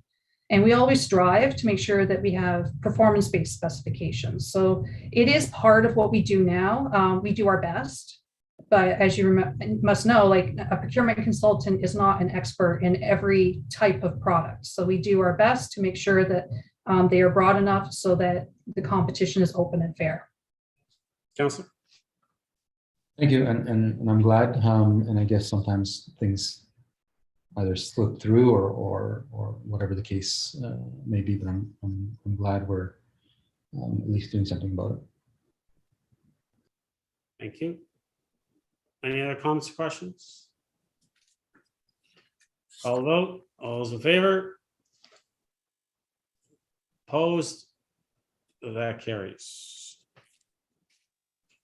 Okay, we'll move to 9.2, Town of Aurora Official Plan Review, Policy Directions Report, and Aurora Promenade Discussion Paper. We have a presentation to be provided by David Riley and Paul Lowles, SGL Planning and Designing, and Sabrina Coletti from WSP. Well, so through you, Mr. Mayor, just like to introduce our project team. We'll provide a brief presentation just on the update of the official plan where we're at today. Sure. I'll send it over to you, David. Thank you very much, Edward. Hello, Mr. Mayor, members of committee. I'm David Riley with SGL Planning and Design. I'm joined today by Sabrina Coletti from WSP, as well as Paul Lowes, also from SGL Planning and Design, all part of the consulting team. And we have a short presentation that Sabrina and I will give you, and then we're happy to answer any questions. I will just begin by sharing my screen. So if you could just give me one moment.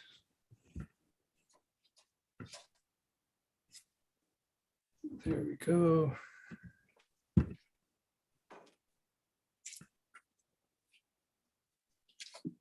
Can everybody see that? Yep. Yes. That's great. So I will move on to the first slide, and Sabrina, I will pass it on to you. I believe you're beginning our presentation. Yes, thank you very much, David. Good evening, everyone, through you, Mr. Chair. Good evening to all members of council and to everyone that's joined this evening. Thank you very much for having us. We are going to provide, as David mentioned, a very brief overview and status update on the official plan review. We are going to start this evening with, I just want to make sure that I'm visible and there's no issue with my video. David, is everything okay? All good, Sabrina. Okay, excellent. Making sure. So we are going to start with a brief overview of our work plan and schedule. The work plan for the official plan review is broken down into 5 phases, and we have now completed the first 3 of 5 phases of work. Briefly, phase 1 involved a background review and a launch of community engagement. There was the initial community stakeholder committee meeting, as well as initial meeting with the leadership team and a vision workshop. The bulk of the engagement work was completed in phase 2 of the process, where there was a vision survey. There were several meetings with the community stakeholder committee, focus groups that were targeted to specific interests, and a series of public open houses that were undertaken throughout phase 2. Of course, the technical team throughout phase 2 prepared several discussion papers that were basically provided the content for the various discussions throughout phase 2. We concluded phase 2 with a summary of engagement, but also a vision that was prepared. It was really meant to be the sort of foundation for the update to the official plan. And then we took that forward into phase 3 when the technical team led by SGL developed policy directions. And we've engaged on policy directions again with the community stakeholder committee and through a public open house and various other stakeholder meetings. Next slide, David. So we are now just entering phase 4, where the bulk of the work really will be for the technical team to prepare the updated official plan or official plan amendment. And then, of course, there will be an opportunity for that to be reviewed very comprehensively by technical teams, agencies, and then by the community through a public open house and statutory public meeting. It is at the end of phase 4 that the official plan would be presented to council for adoption. And then in phase 5, it would be advanced to York Region for approval. All right, so just a very brief overview of, we update this graphic regularly at the end of each phase of work of how we've been able to engage and our various touch points. The whole of this project has been undertaken throughout the pandemic. So we're quite happy that the project website in particular has had good traction with over 2,100 unique visits. In terms of submissions made on the website, we have 75 online submissions, as well as 57 responses to the vision survey, which was great. In terms of meetings, we have held a total so far of 6 public open houses, and we've had 139 attendees in total. And then we have also had 13 targeted stakeholder meetings, focus group meetings, with 51 participants in total. Next slide, please, David. As I mentioned, at the end of phase 2 of our work, we really defined in our engagement summary report a vision for Aurora. What we found for the Aurora's official plan, rather. What we found throughout phase 3 is really a validation of the various themes and the components of that vision, which was great to see. What was also great to see was the feedback that was received throughout phase 2 was very much relied upon for the development of policy directions by David's team. And there was a very positive response to that. So there's been an iterative process. There was a very positive response. So just to provide a brief overview of what that vision is and what we heard and the validation of what we heard, managing growth, for example, involves ensuring that there's a balance between growth and development within the town and have it directed to specific areas, and preserving the natural environment. Preservation of natural areas is something that we heard very clearly again. Developing attainable housing really is the recognition that there needs to be a greater variety of housing types within the town. We heard that again clearly. And also, in order to build complete communities, prioritizing active transportation and building the infrastructure needed to support it is needed within the town. Adapting for sustainability and climate change, we heard very clearly as well as the need to preserve cultural heritage. An example of a tool that was put forward is potentially conservation heritage landscapes. Heritage landscapes, and that was certainly something that there was a lot of support for. Finally, there was a lot of acknowledgement throughout phases 2 and 3 that there is greater diversity, and that the town of Aurora, really the community, is becoming more and more diverse, and that there's a lot of importance that should be placed on ensuring that there are a variety of voices heard throughout decision-making processes, so that it's truly inclusive, and that public spaces are designed in a way that's universally accessible to all ages and all abilities. So with that, I'm going to turn it over to David. I will come back to provide a bit of what we heard in relation to the MTSA and Promenade secondary plan. David? Thanks, Sabrina. Yes, as Sabrina mentioned, many topics have been addressed so far, and we have now prepared for public release the Policy and Strategic Directions Report. So I'm going to provide you a very abbreviated overview in this short presentation of what really is covered in this report. But first of all, let's talk a little bit about what is the Policy and Strategic Directions Report.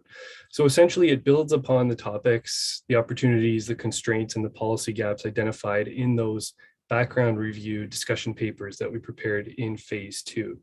And so the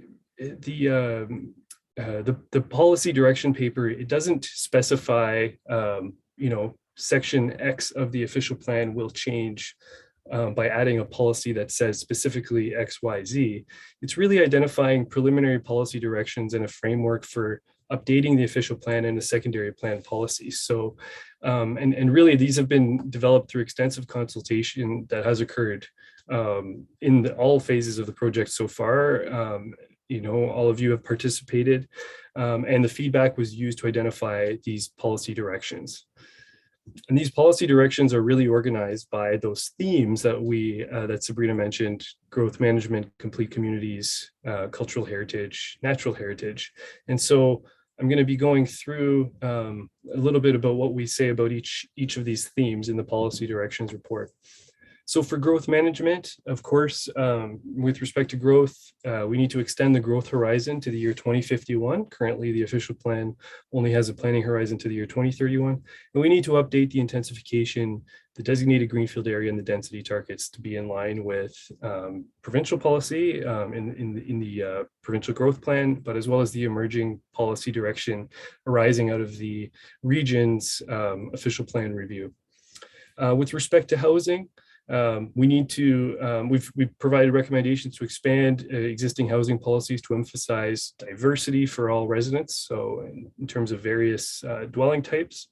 With respect to jobs, preserving employment designated lands, those existing employment designated lands within Aurora, while also encouraging denser forms of employment near transit. So you might see that around the Aurora GO station. And also transit and active transportation. We have recommendations to bolster the existing policies to emphasize and promote connectivity throughout the town through the different modes of transportation. Now, with respect to complete communities, we've talked a lot about placemaking through all the phases of this official plan review, and we've recommended to introduce separate sections within the official plan to address the public realm, which includes placemaking and streetscape policies, the private realm, and area-specific design. So this is a way to organize the policies in such a way that it's clear to anyone reading the official plan really what is expected in those directions of the town with respect to placemaking and urban design. We also have a recommendation to introduce a new community hub designation. So this would emphasize the co-location of community services and facilities. So you might think of an existing institutional site, community center, where we would have policies to encourage additional uses that would benefit the community. And also we discussed climate change. So recommendations to address climate change, mitigation and adaptation. So policy direction to encourage the town to develop clean air initiatives, to use green construction standards when evaluating development proposals, and of course, avoiding flood-prone areas through development and protecting the town's tree canopy. And then that kind of ties into natural heritage system, where the policies or the recommendations in the policy direction report really start with updating the terminology to be consistent with provincial and regional policies. Really, this is to reduce ambiguity in terms of interpretation and just ensuring that everything is more streamlined so we know what's what. Excess soils, we have a recommendation to develop policies to manage the reuse of excess soils. And this has to do with ensuring that soils that are, for example, dug up through a development application or through a development proposal, what happens to that soil to ensure that it's not contaminating soils elsewhere and then ultimately affecting surface and groundwater, as well as noise and dust control. So this is really what we're getting at when we speak to excess soils. Water demand management, recommendations to develop policies to support the creation of a water demand management strategy. And this is all about strategies to reduce water consumption, and urban forestry, developing policies to support an urban forestry management plan and a healthy tree canopy throughout the town. And cultural heritage and archaeology. Of course, the official plan needs to be updated to address legislative changes that have occurred dealing with cultural heritage.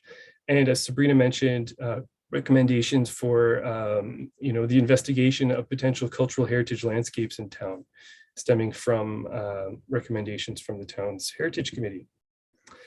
And last but not least, talking more about the structure of the official plan, we have some recommendations related to the town structure. And this includes a recommendation to create a new official plan schedule to delineate the various structural elements of the town. So we've got the Oak Ridges Moraine in the countryside, the natural heritage system, the built-up area, the designated greenfield area, Promenade and the major transit station area, regional and local corridors, and stable residential neighborhoods. And really what we mean by this is we create a schedule, but then we organize the policies within the official plan document to fit within these categories so that people know, okay, what really is the intent of the natural heritage system? And that's where you find all those policies. It's kind of a way to organize the document a little bit and for people to understand that they're part of a town-wide structure and a system that everything works together. And then dealing with a little bit more on the organization of the official plan, we've recommended to incorporate the secondary plans. There's, as you all know, there's various secondary plans with separate land use designations and separate policies that apply. We think that these should be brought into the parent document so that it can all be read together, and simplifying the land use designations really should be a goal. Many of the policies are very similar, if not the same, and we see some opportunity to streamline and to simplify things. And then speaking on the Promenade and the MTSA discussion paper that we've created, this is really a look at the existing Promenade, Aurora Promenade secondary plan, which is a very detailed secondary plan. You know, a lot of work went into the preparation of it, and we are updating it in the context of assessing how the growth that is coming to Aurora between now and 2051 can be accommodated. You know, knowing that there's a 45% intensification target, that means 45% of new units between now and 2051 will be within the built-up area. And many of those units will be in areas that are designated to accommodate growth, which is the Promenade and the major transit station area. So there's really a need to accommodate growth within the secondary plan area. And, you know, we're going to see that through a combination of ground-related housing, stacked towns, mid-rise apartments, generally within the existing height permissions that are already in the official plan. And the discussion paper takes a look at all of these areas and identifies potential intensification opportunities on large sites with large frontage, deep lots, even large commercial sites. And you see some development applications coming in today on some of these larger sites. And the discussion paper looks at accommodating growth through also focusing on the major transit station area. So the secondary plan doesn't address specifically the major transit station area, but it does partially include some of the area or a lot of the area that's within the major transit station area. So the boundary of the secondary plan needs to be amended to incorporate the entire MTSA. But we think that there's opportunities for introducing additional policies related to built form, setbacks, you know, permitted uses at grade. So, you know, making sure that it's vibrant, having commercial uses at grade, minimum, maximum site coverage, parking ratios, and ensuring that, you know, if we are seeing this intensification here, making sure that it's well connected to the other parts of town through trails, open space connections, and of course, transition of built form to adjacent neighborhoods. And Sabrina is just going to provide a bit of an overview on what we've heard so far through consultations on the Promenade and MTSA discussion, not the discussion paper, but the topics of the Promenade and MTSA. Thanks, David. So in addition to discussing elements of the Promenade and MTSA area with the Community Steering Committee, what we also did was hold a public workshop. The public workshop was open to anyone who was interested and was interested in registering for it. The public workshop was held in the evening on November the 24th. The workshop itself, in addition to a presentation, really revolved around breakout groups that discussed three areas in particular. So in addition to specific sites within the secondary plan area, and some example concepts that were prepared to get the discussions going, there were three primary topic areas and discussion questions that were put forward to the various breakout groups. And they really focused on built form and transition, placemaking, and connectivity.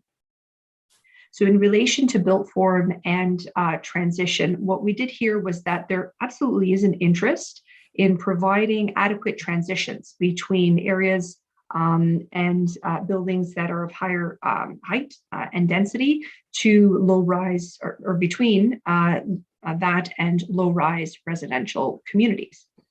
So some of the examples put forward, for instance, were townhouses, perhaps stacked townhouses, providing that sort of adequate transition. And there was generally support for that sort of transition. The other elements that were put forward were things such as angular planes, step backs on buildings, as well as privacy fencing and landscaping to assist with that transition. And there was good support, again, for those options for the secondary plan. There was also a lot of support that was expressed for a variety of housing forms. As I mentioned, there was generally great support for different townhouse types, but also there was, we were encouraged to, as a project team, to consider different unit types, seniors housing and affordable units. Finally, although it was recognized that it certainly is good planning and makes sense to direct intensification to in close proximity to transit, such as within the MTSA and around Aurora Go Station, that there should be some consideration for parking, particularly in relation to the Aurora Go Station, ensuring that there's adequate parking, that it's been accounted for, and that there's been adequate study about how people will get to the station, recognizing that a multimodal approach is preferred. Around placemaking, what we heard is that there's absolutely an interest in creating walkable communities with access to shops, green space, community services, and recreation. With that, however, there is a need for enhanced streetscaping, thinking about public art, providing amenities such as seating, public Wi-Fi and washrooms, but also addressing safety and accessibility and age friendliness within public spaces. Finally, when it comes to connectivity, we heard a lot around connectivity that really echoed what we heard throughout the official plan review process. So prioritizing the expansion of bike routes and trails within the town is absolutely a priority, but in order to do that, there needs to be infrastructure provided to support that. So things like bike parking, for instance. Similarly, if there's going to be an expansion of trails and connection of trails and bike routes to key destinations, making an investment in improving wayfinding along the trails was also something that we heard very clearly. So to wrap up, I'm going to turn it back over to David. Thanks, Sabrina. And just before concluding the presentation, just wanted to address a few other things and related to the Region of York and their ongoing municipal comprehensive review and their draft regional official plan. The region has been, of course, involved in the work of Aurora's official plan review. And they have provided detailed comments on the draft directions report, as well as the Promenade MTSA discussion paper. And so we just wanted to acknowledge that we have addressed these comments in the report where appropriate, and we've prepared a matrix of responses addressing the region's comments, which will be provided to the region. As well, town staff and the project team at SGL and WSP, we've reviewed the draft regional official plan, and we'll continue to work with the region on the region's ongoing MCR process, as well as as we work towards the draft amendments to the town's official plan. So we'll definitely have many further conversations with the region. And so to wrap up, just wanted to go through next steps.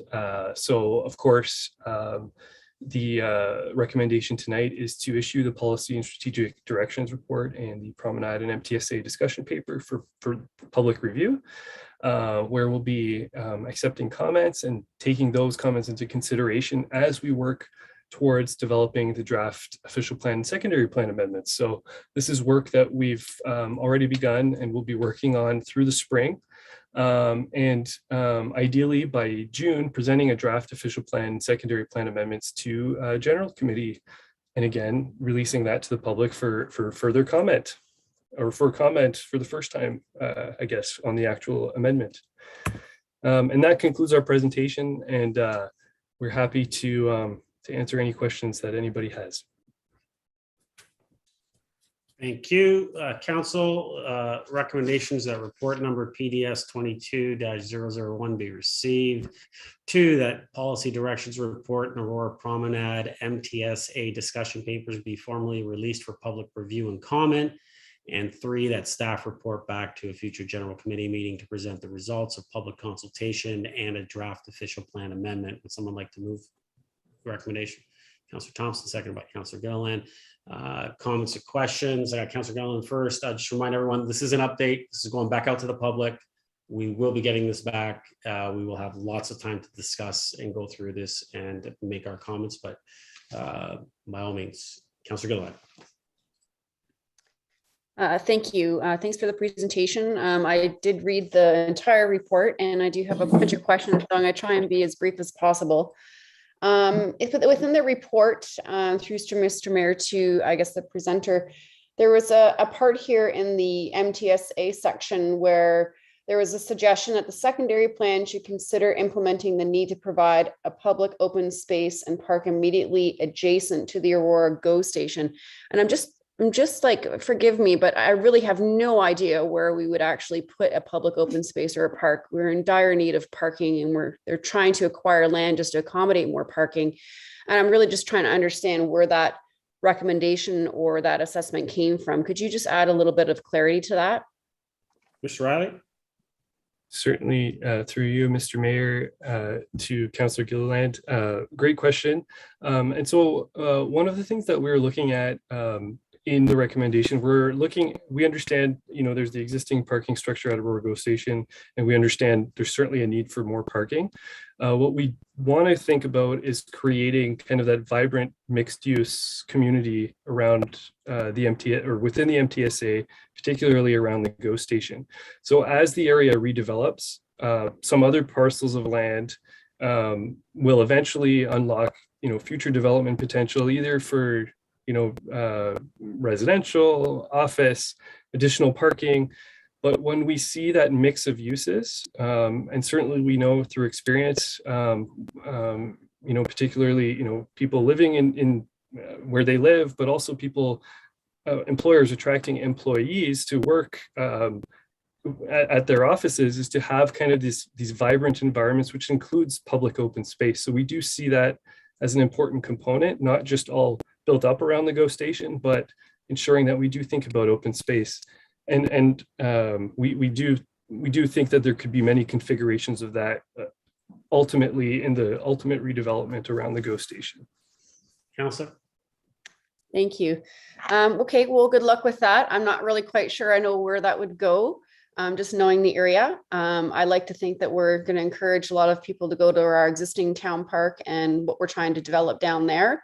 And we're also in very close proximity to Shepherd's Bush around that area. So I think we do have a lot of park and open space kind of in very close proximity to that. So that would be my comment. And I'd be more focused in, trying to negotiate with Aurora GO to make sure that we get that crossover at Cousins Drive, but that's a different subject. I do have another question. I just have to forward my pages.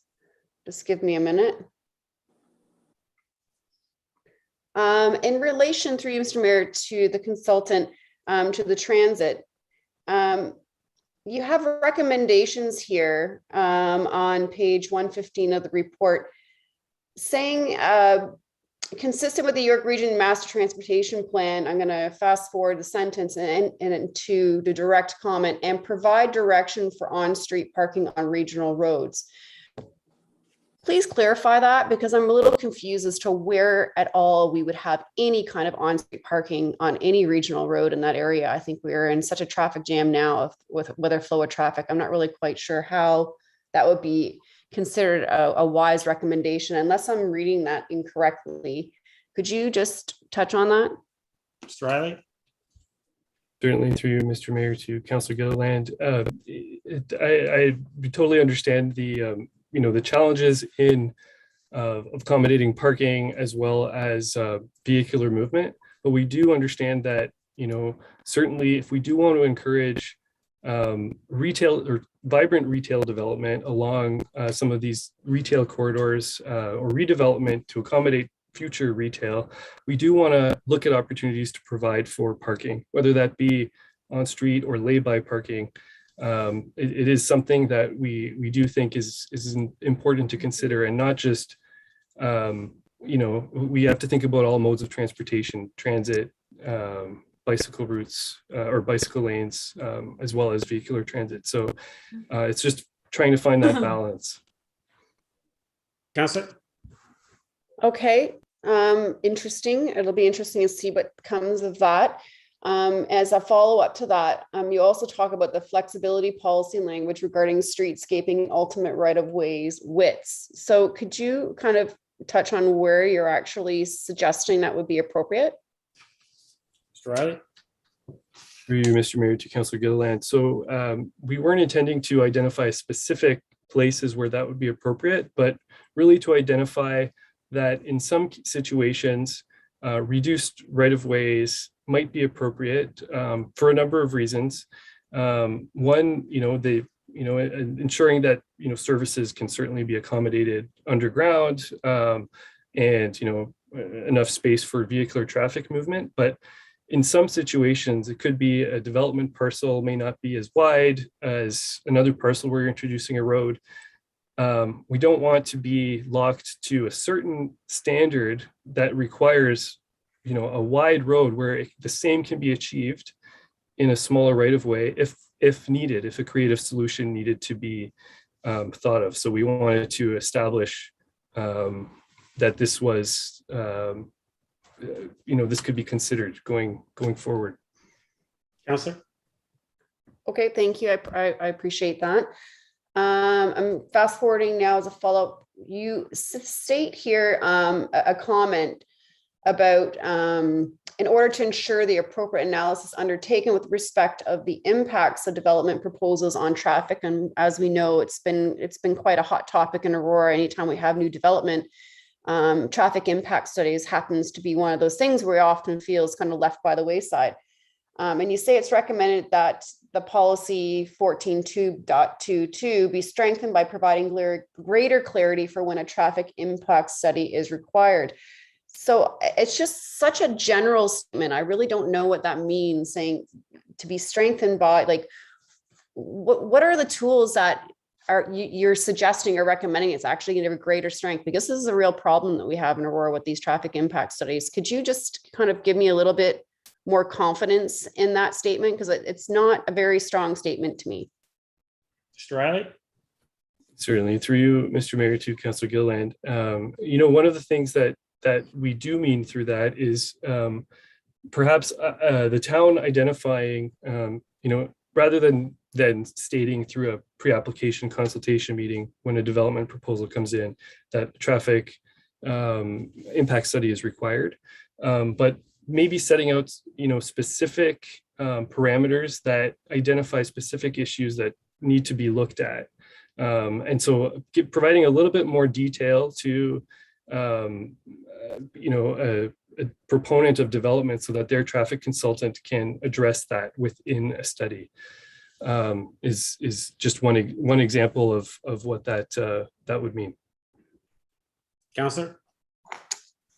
Thank you. Well, I hope that does hold true and does give us some peace of mind, but I do think that we need to make sure that these traffic studies are something that's it's a bit more required and strengthened a lot more beyond just a simple statement of this is what we'd like you to do. And if you could focus a little on that, that would be great, just moving forward.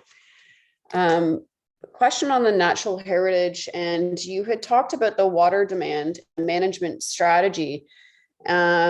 Similar policies should be introduced for supporting the creation of water demand management strategy. And I'm just curious, and this is just because a very naive question, but I'm just curious, do we have an issue with our water here in Aurora? Is there something there that we need to be looking, like, should we be concerned? Is that the reason why we're putting a big highlight on this? Mr. Riley? Through you, Mr. Mayor, to Councillor Gilliland. Not that I know of. It's just certainly, in the, addressing, matters related to, climate change mitigation. Generally, we all, it's a policy recommendation to encourage all of us to look at how we can reduce the use of our water. And an example of that might be a recommendation for the municipality, for the town of Aurora, for example, that other departments might consider in terms of ways that they can reduce water. So if there's fountains or watering of lawns, or even considering other options in terms of landscaping that might not require as much watering, for the plants being. So it's really looking at that kind of in the broader context of, everyone doing their part to reduce water use. Councillor? Thank you. Well, I certainly hope that doesn't include reducing my water pressure any further in my shower, because I think most Aurorans will agree that their water pressure already is a little minimal. So I'll just leave it there.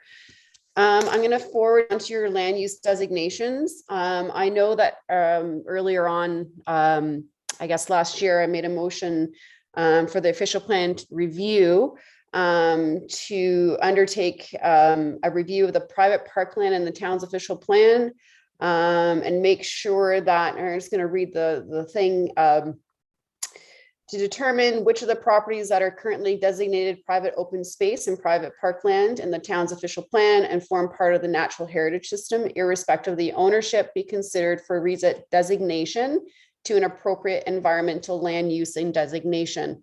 And I see a point here, and it's just the last one. And again, it's just very, very glazed over. And I didn't know if this was in relation to that. So that's why I want to ask you. It's also recommended, this is your words here, that the schedules be updated to ensure that updated mapping of the natural heritage system and natural features is accurately and appropriately reflected. Is that in response to that motion, or can you confirm that, or is this something that's separate? Because I want to ensure that is being looked at. Mr. Riley? Through you, Mr. Mayor, to Councillor Gilliland, that statement wasn't specifically related to the parkland. That was really just making sure that there is consistency between the regional natural heritage system and the town's natural heritage system and any kind of identified features. But one of the things that we've looked at is in terms of identifying a natural heritage system for the connected features within the town, is looking at the importance of parkland in contributing to those connections. And so that's going to be something that we look forward, that we look at as we move into the policy development phase of the OP. Councillor? Okay, thank you. So, I mean, obviously, okay, so that doesn't relate to that, but then I am asking them, is that something that the consultants and your team are looking at to make sure that there is an appropriate redesignation to these specific properties, be it private parkland and private open space, to ensure that there's an appropriate designation for the environmental use? Are you looking at that, is the question. Mr. Riley? Through you, Mr. Mayor, to Councillor Gilliland, certainly, we'll be looking at ensuring that lands with natural features and looking at the parks in response to your recommendation or the motion that was put forward. We'll certainly be looking at that. Councillor? Thank you. Closing that part out, and I'm sorry I'm taking so much time, but there was a lot of information and it's a rather large report. The community planning permit system, and I understand the process and what it is and the whole purpose and point of it.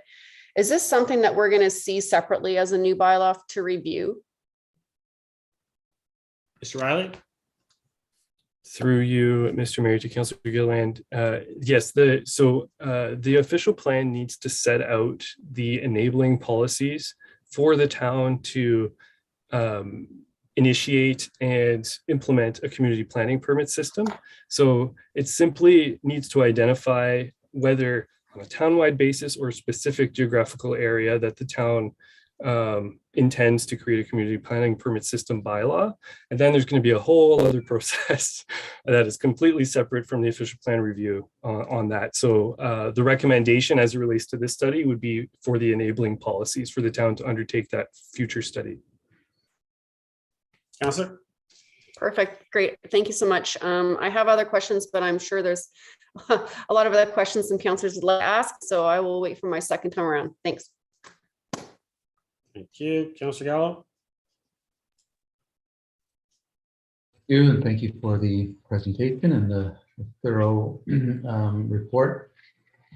I had some questions about, and I just, if you could just confirm with me more in terms of the Promenade and the MTSA secondary plan, the discussion paper.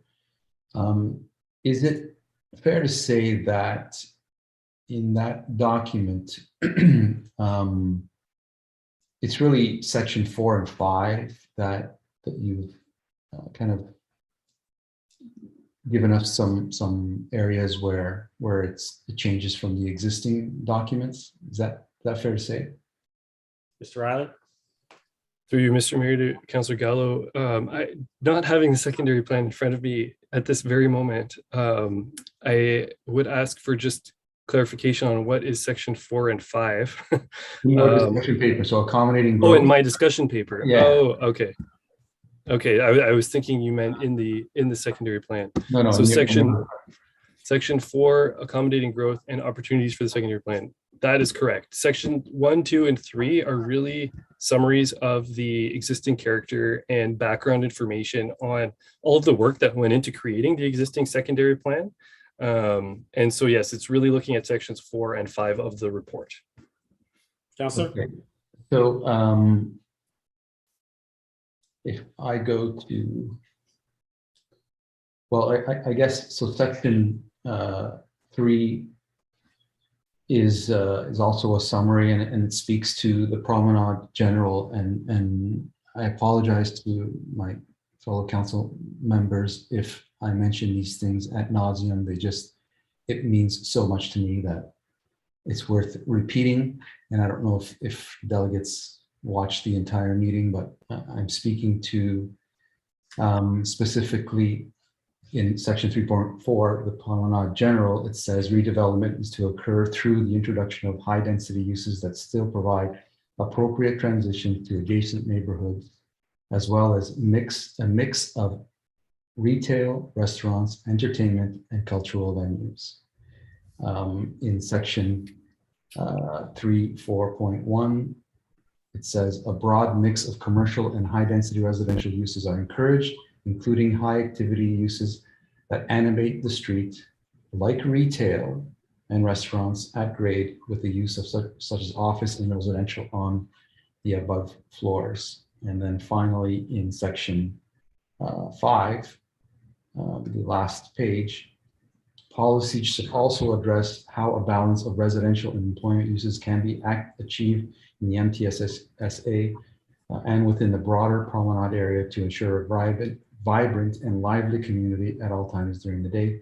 Existing retail within the Promenade secondary plan area is generally located within the downtown and upper downtown areas. In order to ensure that development of a walkable street with vibrant uses there's an opportunity to require that the main floor of all developments fronting Yonge Street be geared towards active uses such as retail to discourage large gaps in active frontage along the street to promote walkability and transit use. We have applications too that we've discussed recently that for some reason we're avoiding this ground floor retail. And all I wanted to do was point out that not only is it in the existing document, that in section 5, which is what you're recommending changing or keeping, it also exists in there. Can you speak to that at all in terms of the importance of ground floor retail in new developments? Riley? Certainly, through you, Mr. Mayor, to Councillor Gallo. Yes, the Promenade is meant to be and is an area of, concentrated development, really focused on walkability, improving walkability, transit use, cycling, and connectivity to other parts of town. We want to encourage more walking, more cycling, more transit use, and moving away from developments where, we're having just, parking along Yonge Street, for example, but also when there is a redevelopment, ensuring that that main floor is an active use, retail, to, further promote that walkability and kind of enhance and build upon kind of that existing commercial corridor along Yonge Street and really ensure that continued vibrancy. That's really what we see as important. Yeah, I share that view. I'm glad you also share. Can I just get a sense of the next steps? There's some more public consultation. I mean, we can't undermine how important this document, both documents are, and how important it is to engage the public. So just give me a sense of what the next steps are in terms of public engagement, and at what point will, I guess, council see a draft, I guess, official plan review? Mr. Riley? Mr. Mayor. Certainly, and perhaps I just saw Sabrina turn on her camera, so maybe I'll turn it over to Sabrina on this one. Sabrina? Thank you through you, Mr. Mayor. To Councillor Gallo, there is planned community engagement going forward, recognizing that we've received a tremendous feedback throughout the first phases of the official plan review. So what the team will be doing, what David's team will be doing, is going away, preparing the draft updated official plan or official plan amendment. We will be engaging with the leadership team, with the community steering committee for review and comment. And then there will also be a public open house before it goes to a statutory public meeting. So that is generally the remaining elements of community engagement. Certainly there'll be an opportunity for submission of comments, of letters, and there may very well be follow-up one-on-one discussions to kind of work through some of those issues. Councilor? Thank you, and I realize you mentioned those things during your presentation, but I thought it was important to have them repeated. Thank you. Thank you. Councilor Gardner?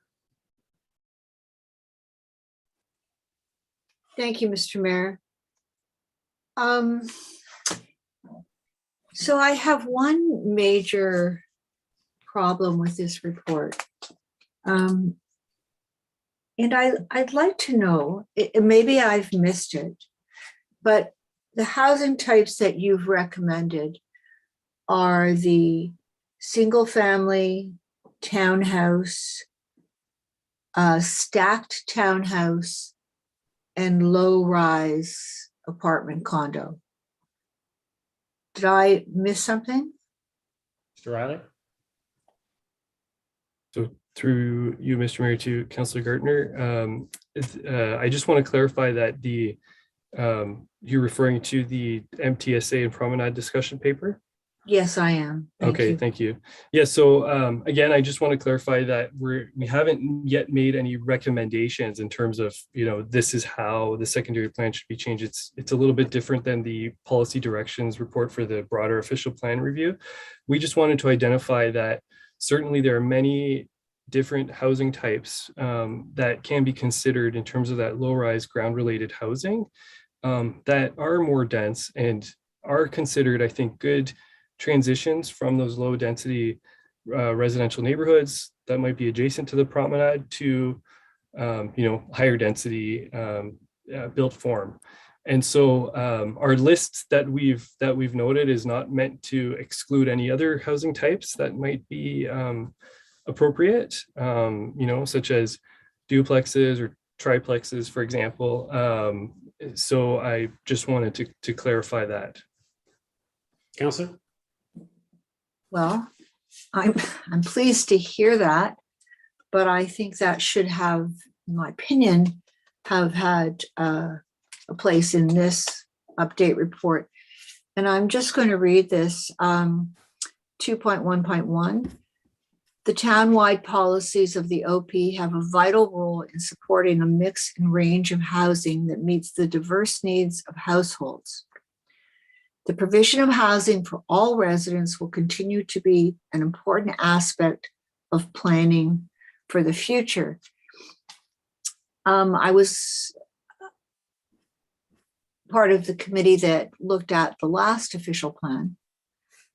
This statement here is, to me, huge. I think it's new. I don't remember seeing anything like that before. And in that context, I think we do need to ensure that the public knows that we're going to be looking at different housing types.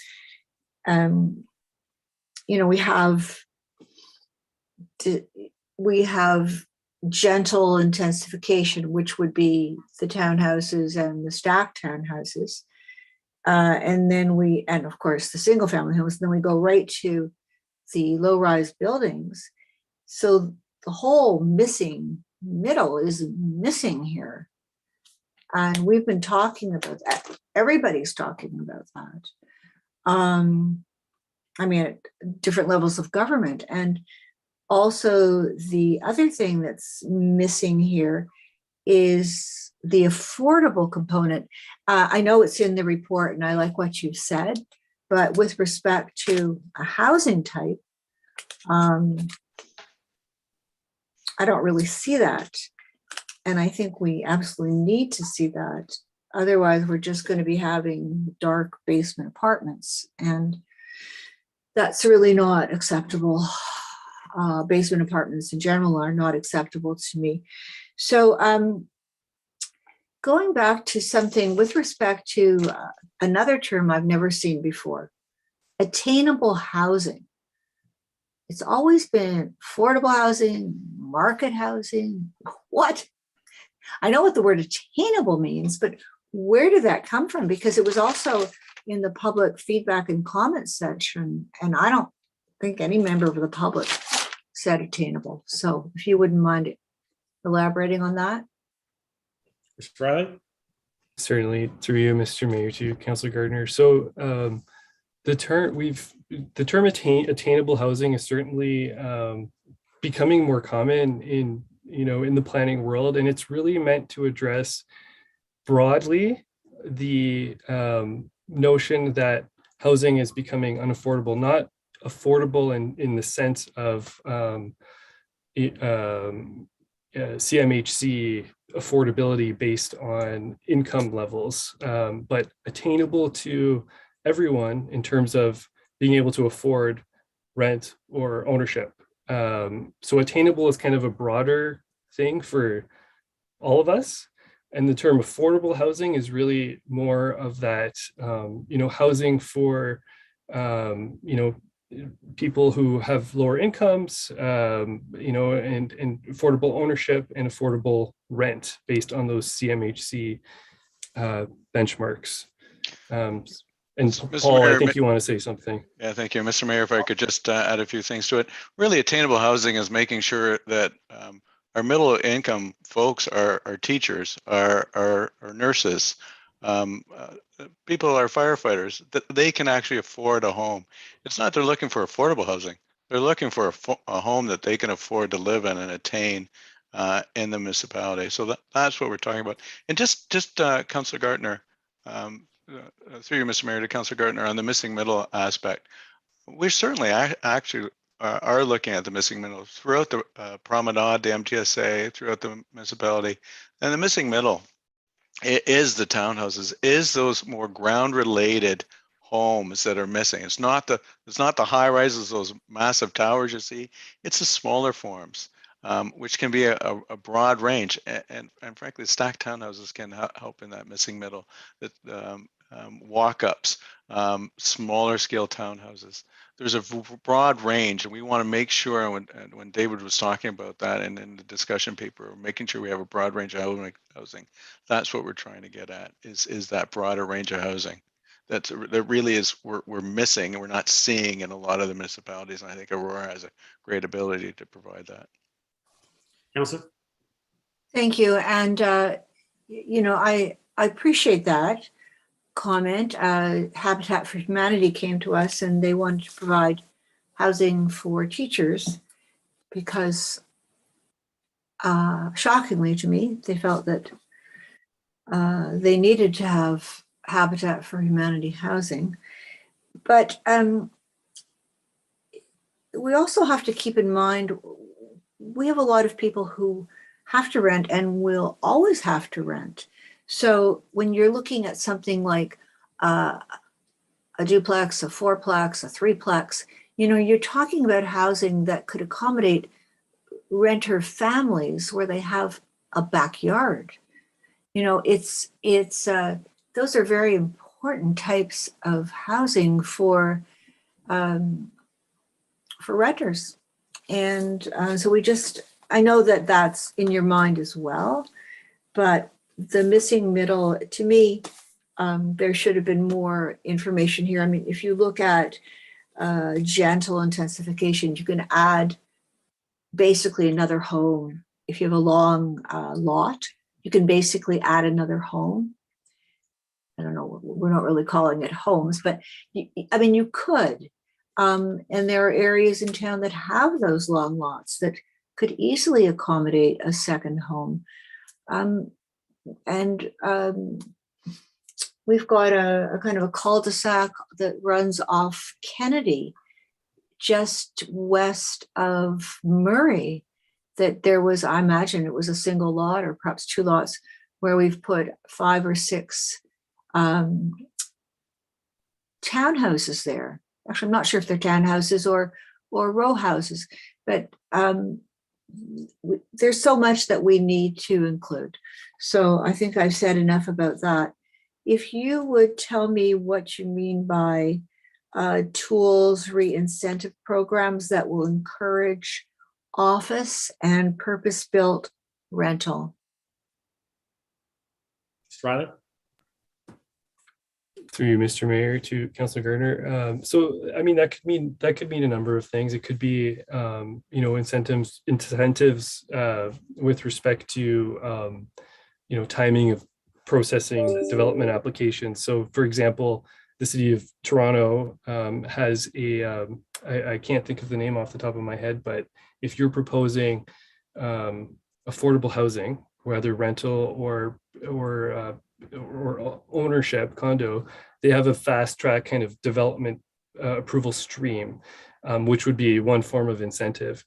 You know, in terms of office development, I know some other municipalities have you know, reductions or breaks on development charges, for example, Right. to incentivize that sort of development. So these would be some examples that I think would be Thank you. could be considered. Thank you. And you've used the word family-sized on page 10, I believe it is, and that would be around the transportation center and I guess on Yonge Street as well. What do you mean? I mean, the rail center. What do you mean by family-sized? Mr. Riley? Through you, Mr. Mayor, to Councillor Gardner. So family-sized often means, to put a number on it, 3 bedrooms or more. You know, often we know that, for example, in single detached dwellings, the average person per unit across the region, I think, is 3.5, meaning that they have more than 3 people living in the home. And it kind of gets lower as you become a little bit more dense, but having that ability in terms of affordability for people to live in maybe a more affordable type of housing, you know, that might be an apartment building or, you know, a duplex or a stacked townhouse that is large enough where a family can live and they don't have to move and try to find other houses, so that it's big enough to accommodate a family. Thank you. I'm just going to make one comment about stacked townhouses.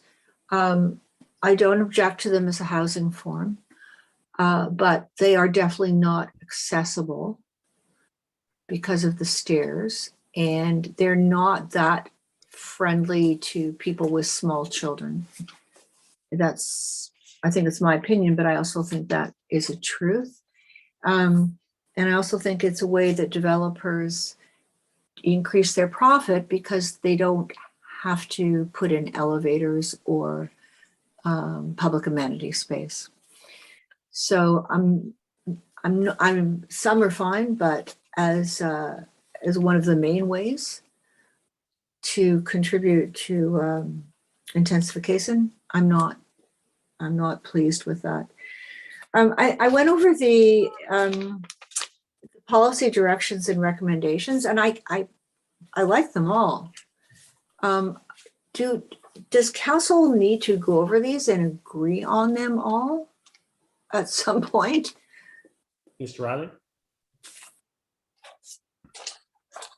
Through you, Mr. Mayor, to Councilor Gardner. I mean, certainly we welcome any feedback you have on the recommendations that we put forward, which we will take that feedback as we develop the policies. So they're by no means set in stone that this is happening. We're looking for more feedback on these policy recommendations. Councilor? Thank you. I'm just wondering though, I mean, this is the town's official plan, but also the council has to put it forward. So I would think that the council would have to look at these and agree with them, or the majority of council would have to agree with them anyway. I like the public art recommendation. I mean, I really like the recommendations. Question though, complete communities and affordable housing. This has been in our OP for, well, at least 10 years. I can't point to a new complete community. And I can't point to anywhere where we've followed the guidelines from the province and the region on the percentage of affordable housing we're supposed to be including. So it's in the OP, but really, what good is it? Mr. Riley? Through you, Mr. Mayor, to Councilor Gardner. Well, we do think that there's opportunity to strengthen those policies, and an example of that would be maybe, offer the opportunity for potential incentives so that they do actually happen. That's one example of trying to make these sorts of things happen. In response to complete communities, I think one of the things is looking at using the Promenade as an example. Some of those sites that we do have where, it's really a commercial development with lots of parking. And this exists also along some of the other corridors in town, along Leslie and Bayview, for example, where there's opportunities there, I think, to create some elements of complete communities in terms of, integrating that mix of uses. We've recommended the concept of community hub designation, for example, which is co-locating all those community service uses within those, community buildings, such as recreation centers, for example. So we are trying to find ways to make this happen. And you're correct in saying that it's, a lot of these policies have been there for a while, but we do think that, over time, we're getting there. and it takes a lot of the feedback that we're receiving through this study to help us get there. Through you, Mr. Mayor, just to build on that, just to provide some perspective as a newer planner to the town, I would applaud the town for the work that's happened already around John West Way and close to Town Hall. And you're able to walk to a cinema, you're able to walk to retail, you're able to walk to a parkette. So I do think that there are some gems around town that we can take a look at as an example and build on that as we move forward with the OP. Councilor? Thank you very much. I do want to say how much I appreciate your section 2.3.2, which is on page 20, which is on urban design. And if I'm not, perhaps you could explain this to me. Are you saying, we've heard that we can't put urban design guidelines into our official plan, but it seems to me from what you've written here on page, oh, sorry, it's page 22, that we can. Mr. Riley? Through you, Mr. Mayor, to Councilor Gardner. So the town's official plan and the secondary plans do contain a lot of urban design policies that we think are very good. But we think, and these are policies to kind of guide the direction. They're not specific enough to be, guidelines in terms of, a specific requirement for an angular plane, for example, transition from a high density to low density. But we do think that there's a lot of good urban design policies, and our recommendations are really about reorganization and bringing them up to general sections and organizing them a little bit, public realm, private realm, so that they apply more on a townwide basis than just within, for example, the Aurora 2C secondary plan. Because we do think that there's some good design principles that can be applied elsewhere in town. So perhaps I haven't understood this properly, because when we were doing our stable neighborhoods, and then we were waiting for the design guidelines, some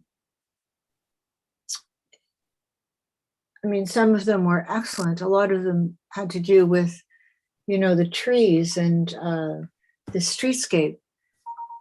But they kind of never went anywhere because developers didn't have to listen to them, pay any attention to them. So if we could, certainly with the stable neighborhoods, if we could be more specific with the guidelines that we received, that would be helpful with what you've been talking about in part of the report, which is climate adaptation and mitigation, because we know how important the trees are for so many reasons. So is that something that specifically could be put into an OP and with respect to the different stable neighborhoods? Riley? Through you, Mr. Mayor, to Councilor Gardner, I'd have to take a look at the, the specific guidelines to say for certain. Certainly, in my experience, an official plan, it shouldn't be a prescriptive document, such that you might see an urban design guideline be a little bit more prescriptive in that direction, not a requirement, but a guideline for development. But we can have policy direction that speaks to design. For example, minimizing the extent of development to preserve, mature trees within neighborhoods. And what that might mean is, let's not create a 4-car wide driveway when you'd be removing existing street trees. It could be a policy that kind of speaks to that in the context of stable neighborhoods, for example. Yes, any mature neighborhoods that would have mature trees. And I'd like to thank Peter Smith. I forgot about this. He sent us an email on November 16th asking for some definitions to go into the OP. And you've brought to our attention the definition of compatibility, which needs to be clearer. Could the definition of streetscape go in there as well? I know we had a couple others. Compatibility. Well, yeah, actually, what is a stable neighborhood? It's not in our OP. So we could include definitions like that for clarity. Yes, that's a yes. Okay, thank you.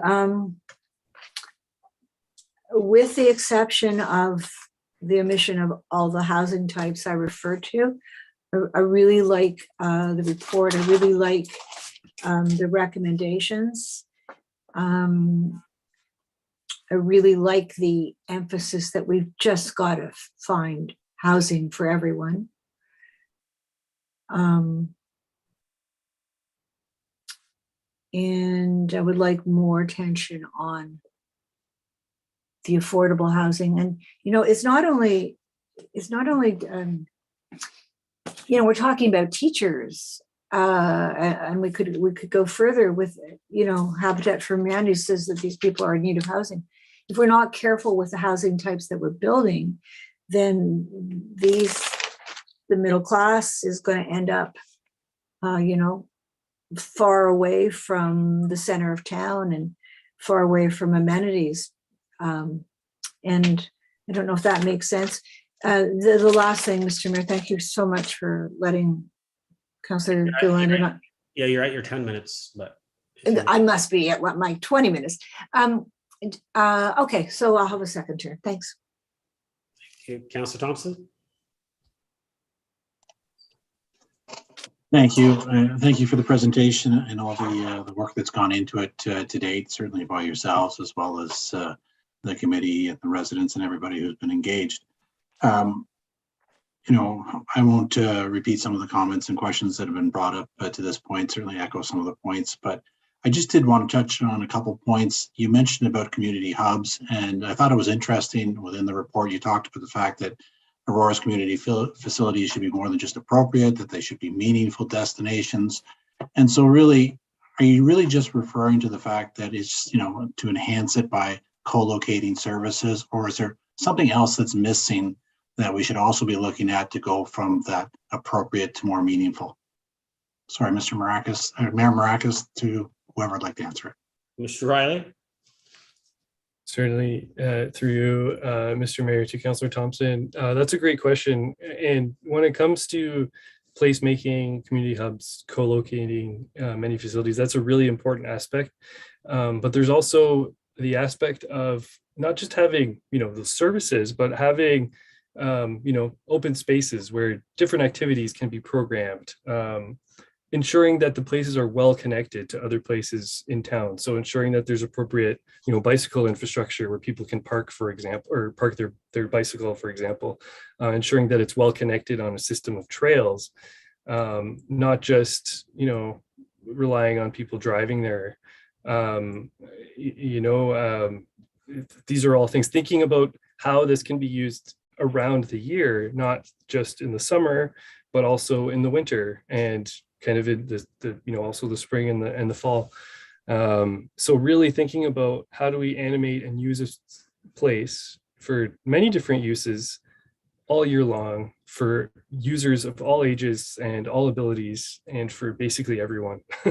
So this is what we're trying to create, and you guys are doing that in many parts of town with, you know, you've got Town Park where you have lots of you know, activities throughout the year, and then you've got your, you know, Town Square that's being developed. And I think that this is an example of an area where you're going to have kind of that co-location of many community uses that's well connected. But let's try and think of other areas of town where we can have not a replicate of Town Square but another kind of important things that need to occur in different parts of town. Councillor. Thank you. And just another couple of quick comments. You know, I certainly liked how you described, you know, I guess the manner in which we're going to organize this OP as a document, you know, at least from conceptualizing it in terms of what you were discussing. It sounds like it'll certainly be much more accessible and easier to follow. You know, as always, I like to remind that, you know, while we may be very familiar with these documents and have you know, a degree of knowledge to make it easier for us, it's still a public document. It still needs to be accessed from the residents. And so to some degree, you try and simplify it. It's a very complex document, so it's not always easy, but, you know, we see at each public planning meeting where residents come out and they utilize this document as a way for them to express themselves in terms of their views on a particular application. And so I liked how you've kind of laid it all out so that it will be a little bit easier for them to see it both from a neighborhood perspective, but also from a town structure perspective as well. And so looking forward to see how that is when it's all said and done, and certainly encouraged by the engagement we've had to date. I hope that in this next round, as this document gets out into the public, that more residents will take an opportunity to provide some feedback and we'll incorporate it going forward. But like I said in the beginning, some good work to date, and certainly appreciate all that has been put together so far, and look forward to the next step. Thank you. Thank you. Councillor Gilliland, second time.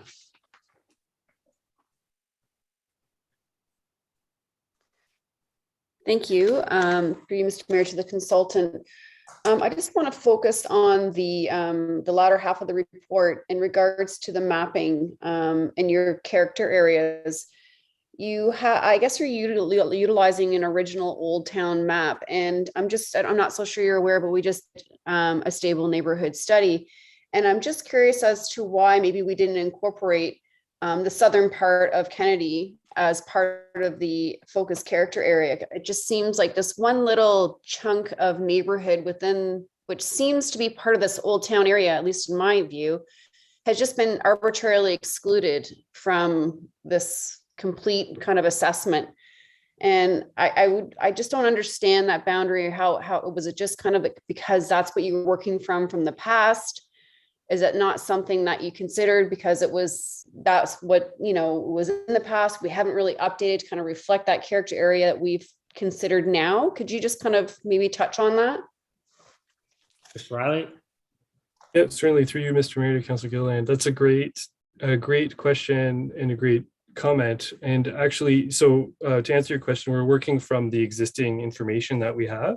But going forward, we do want to look at the boundaries. For example, we just looked, we did kind of an internal exercise, which we are going to run by town staff next on the overall boundaries of the Promenade MTSA secondary plan. It already has to change with the MTSA addition to it, but really what makes sense, some properties are kind of half included within the boundary of the secondary plan, and oftentimes we don't think that makes sense. We think we should include the whole property, or kind of refine the boundary in some areas. So it's good to hear the comment about the character areas, because we hadn't focused on that yet, but I think that that's another thing that we need to take a look at. Councilor? Perfect. Thank you. I really would appreciate that, and refer to the stable neighborhood study and the map there. Just looking at the maps, definitely homes south of Kennedy are probably some listed or properties of interest for heritage and whatnot, and do reflect that neighborhood. So I would definitely maybe think about revising that area to kind of encompass that Old Town area. It seems to be kind of like this forgotten little like pocket of homes that are just kind of like aimlessly in the middle of nowhere that has no home in this designation. So that would be kind of nice to look at. The next thing, you were talking about encouraging new mid-block pedestrian connections, particularly in the downtown adjacent neighborhoods and the cultural precinct. And I know that we kind of looked at that, and it just wasn't conducive to our budget as far as, the connectivity from Church Street over to the town park, but yet it's still indicated as a place of interest. And I'm just curious as to why do we still have that there in that location, as opposed to looking at an alternative location in that area? Why is that still designated as something of interest when we've just determined that it wasn't something we're going to move forward? Mr. Riley? So through you, Mr. Mayor, to Councilor Gilliland. So that's something that we're continuing to look at. We do think that it's important to have those connections, whether they're formalized or whether we recommend wayfinding, for example, in terms of just getting people to get from the GO station to downtown, for example. What's a different route that they can take? So it's something that we continue to look at, and if you have any more specific comments, we're happy to, of course, take those into consideration and as we move forward. Councilor? Thank you. Yeah, so I think that maybe if there's something there that's an alternative that we should be looking at, then that would be something important to identify at least, which leads me into my next question. When we're talking about the Old Town and revitalizing, and obviously you're changing your building types and we're setting all these policies, is there the ability to rezone existing homes, say specifically on Church or Mosley or Metcalf, from residential to commercial? As people may start to see some older homes transitioning to a little shop, and it's already happening. So is that something that is a recommendation, or you foresee within the moving forward with this connectivity as such from Yonge to Town Park and whatnot, that those enabling policies are there? Mr. Riley? Certainly. I mean, I just want to say, use the word rezone, and definitely we're not going to rezone properties through this, but just to clarify we're setting out the policies and the secondary plan. It's definitely something that that we'll consider. We're still getting into like the weeds of looking at land use permissions. Really, what are people telling us? What are we hearing, and what are we going to recommend for the secondary plan update? And certainly a good example would be what you just suggested, considering potentially commercial uses within those existing dwellings. That might be something that we need to look at. Councillor. Perfect, thank you. You also had mentioned, through Mr. Mayor, to consultant, the secondary plan identifies various locations. I won't repeat them all. But then you state, however, the secondary plan doesn't identify cultural precinct, historic downtown, or Wellington Street village focus areas. Why is that? Is that just something you're pointing out, or is it because, like, explain? Thanks. Mr. Riley. Yes, through Mr. Marcus to Councillor Gilliland. Yes, that's just something that we're pointing out about the existing secondary plan. Okay, all right, I wasn't sure. And a final question I have here is just to understand the clarification between the heritage street and a local street. I'm looking at the map and I'm just really confused of the clarity of the designation of what it means, just by looking at why some are saying it's a residential historical local street and some aren't. Just don't really seem to add up as to like what I would constitute as a heritage part of a road versus a non-local clarification. So if you wouldn't mind. Mr. Riley. To Mr. Mayor, to Councillor Gilliland, that's a great comment. And actually, if you have more of those, I'd love to hear them because again, this is an existing mapping that we're looking at. And if there's any particular refinements that we need to make, comments exactly like that will be really helpful. And again, we haven't gotten into that level of detail quite yet on this study, but certainly it's all part of what we're looking at. Councillor. Thank you. Well, maybe specifically that would be something appropriate for the Heritage Committee to review and add comments to that section. Is that something that you plan on incorporating, like taking a section that's appropriate to Heritage and then having them give you some comments back, or has that already been done? Mr. Riley. Through you, Mr. Mayor, to Councillor Gilliland, that has not been done. That's a great suggestion. And I think we'll speak to town staff on exactly that. I think that's a great suggestion. Councillor. Perfect, thank you. And just my final remarks, which is on your very last slide. You had spoken about talking about comments about the regional draft official plan. And I know that, we have spoken a lot about active transportation. And one of my big beefs, and I always talk about, is I'm not really happy that Wellington West has not been identified as a road portion from Yonge to Bathurst as including a bike lane or active transportation lane. So I don't know if those comments were communicated. I really want to ensure that it is communicated, because I know that a lot of the public as well has also said that they're not really happy that that lack of connectivity on a main artery is not there. Simply, throwing a bike lane on the southern part off of a residential feeder street somewhere isn't sufficient. And if we're going to be encouraging people to hop on a bike to, go to a grocery store or go to work, and they want to get point A to point B in a quick fashion, not necessarily meandering for a bicycle stroll, and it's for the purpose of getting the point A to point B, I really feel we need that regional support from Yonge Street to Bathurst off of Wellington. Mr. Riley. Or is that just a comment, Council? That was a comment, but I'd like you to say that, yes, we have said that, or we haven't said that, and we will say that if you don't mind. It would be nice to get that kind of confidence in your comment. Mr. Riley. Through you, Mr. Mayor, I will say, in me particular, I haven't said that. It might have been said, I'll double check, but we will say that. I do think it goes with everything that we've been talking about connectivity, and that's certainly an important route. So I think it makes sense. And Councillor, Thank I'll you. add that I brought it up with the region and with our transportation department, and I through last term and looking at bringing up and working on the cycling master plan and looking at how we can create connectivity, not just through our municipality, but right through all the municipalities that join us. It's something that's in the works. So hopefully the region develops it in a proper way with working with our staff at the local level. Great, thanks. You're welcome. Councillor Gardner, second time. Thank you, Mr. Mayor. I will be briefer this time.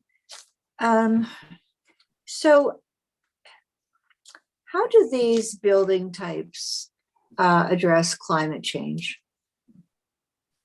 Mr. How are we ensuring that these building types will address climate change? And I have particular concern about the angular plane of the mid-rises. Mr. Riley?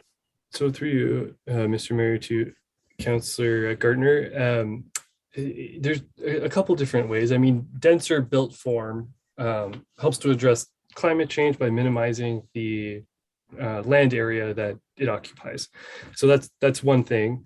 Certainly there's also, as opposed to a single detached dwelling, which is, 4 sides open to the air, costs more to heat than build form that is attached and kind of integrated. So that's another thing. But we've also recommended that the town official plan, explore other, or include policies to kind of recommend further, placing importance on, buildings that are LEED certified, through the development application process in ways that that can be improved. Paul, did you raise your hand there, Paul? Not sure. I see Terry. Yeah.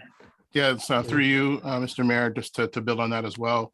Some of that work that David is speaking about is happening through the Green Development Standards work. So it's looking at application by application, how are they improving climate change adaptation and so forth through Green Development Standards. So that work is happening as well. Councillor?